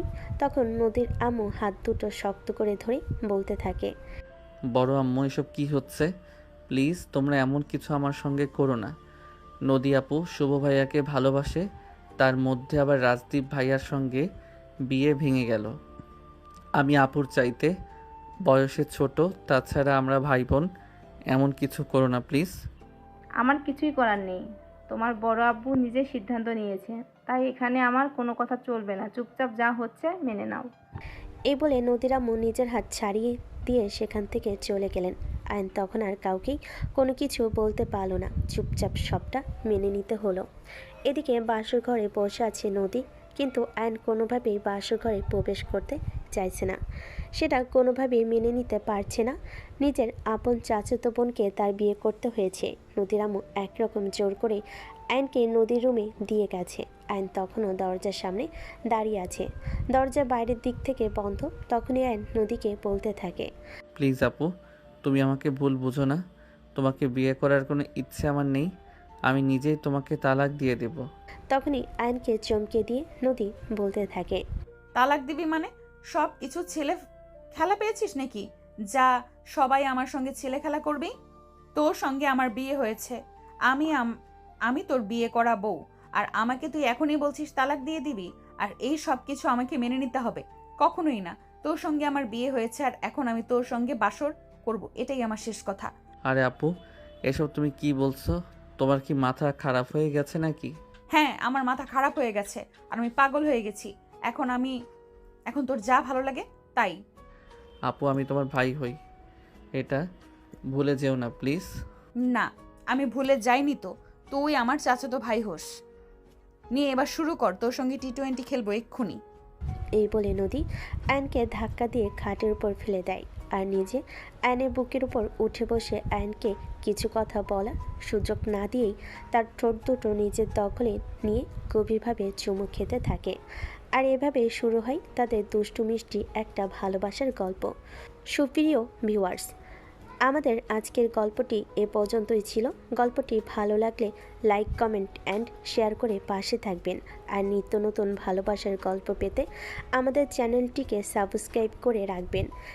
এতক্ষণ সাথে থাকার জন্য ধন্যবাদ। সবাই ভালো থাকবেন, সুস্থ থাকবেন। আল্লাহ হাফেজ।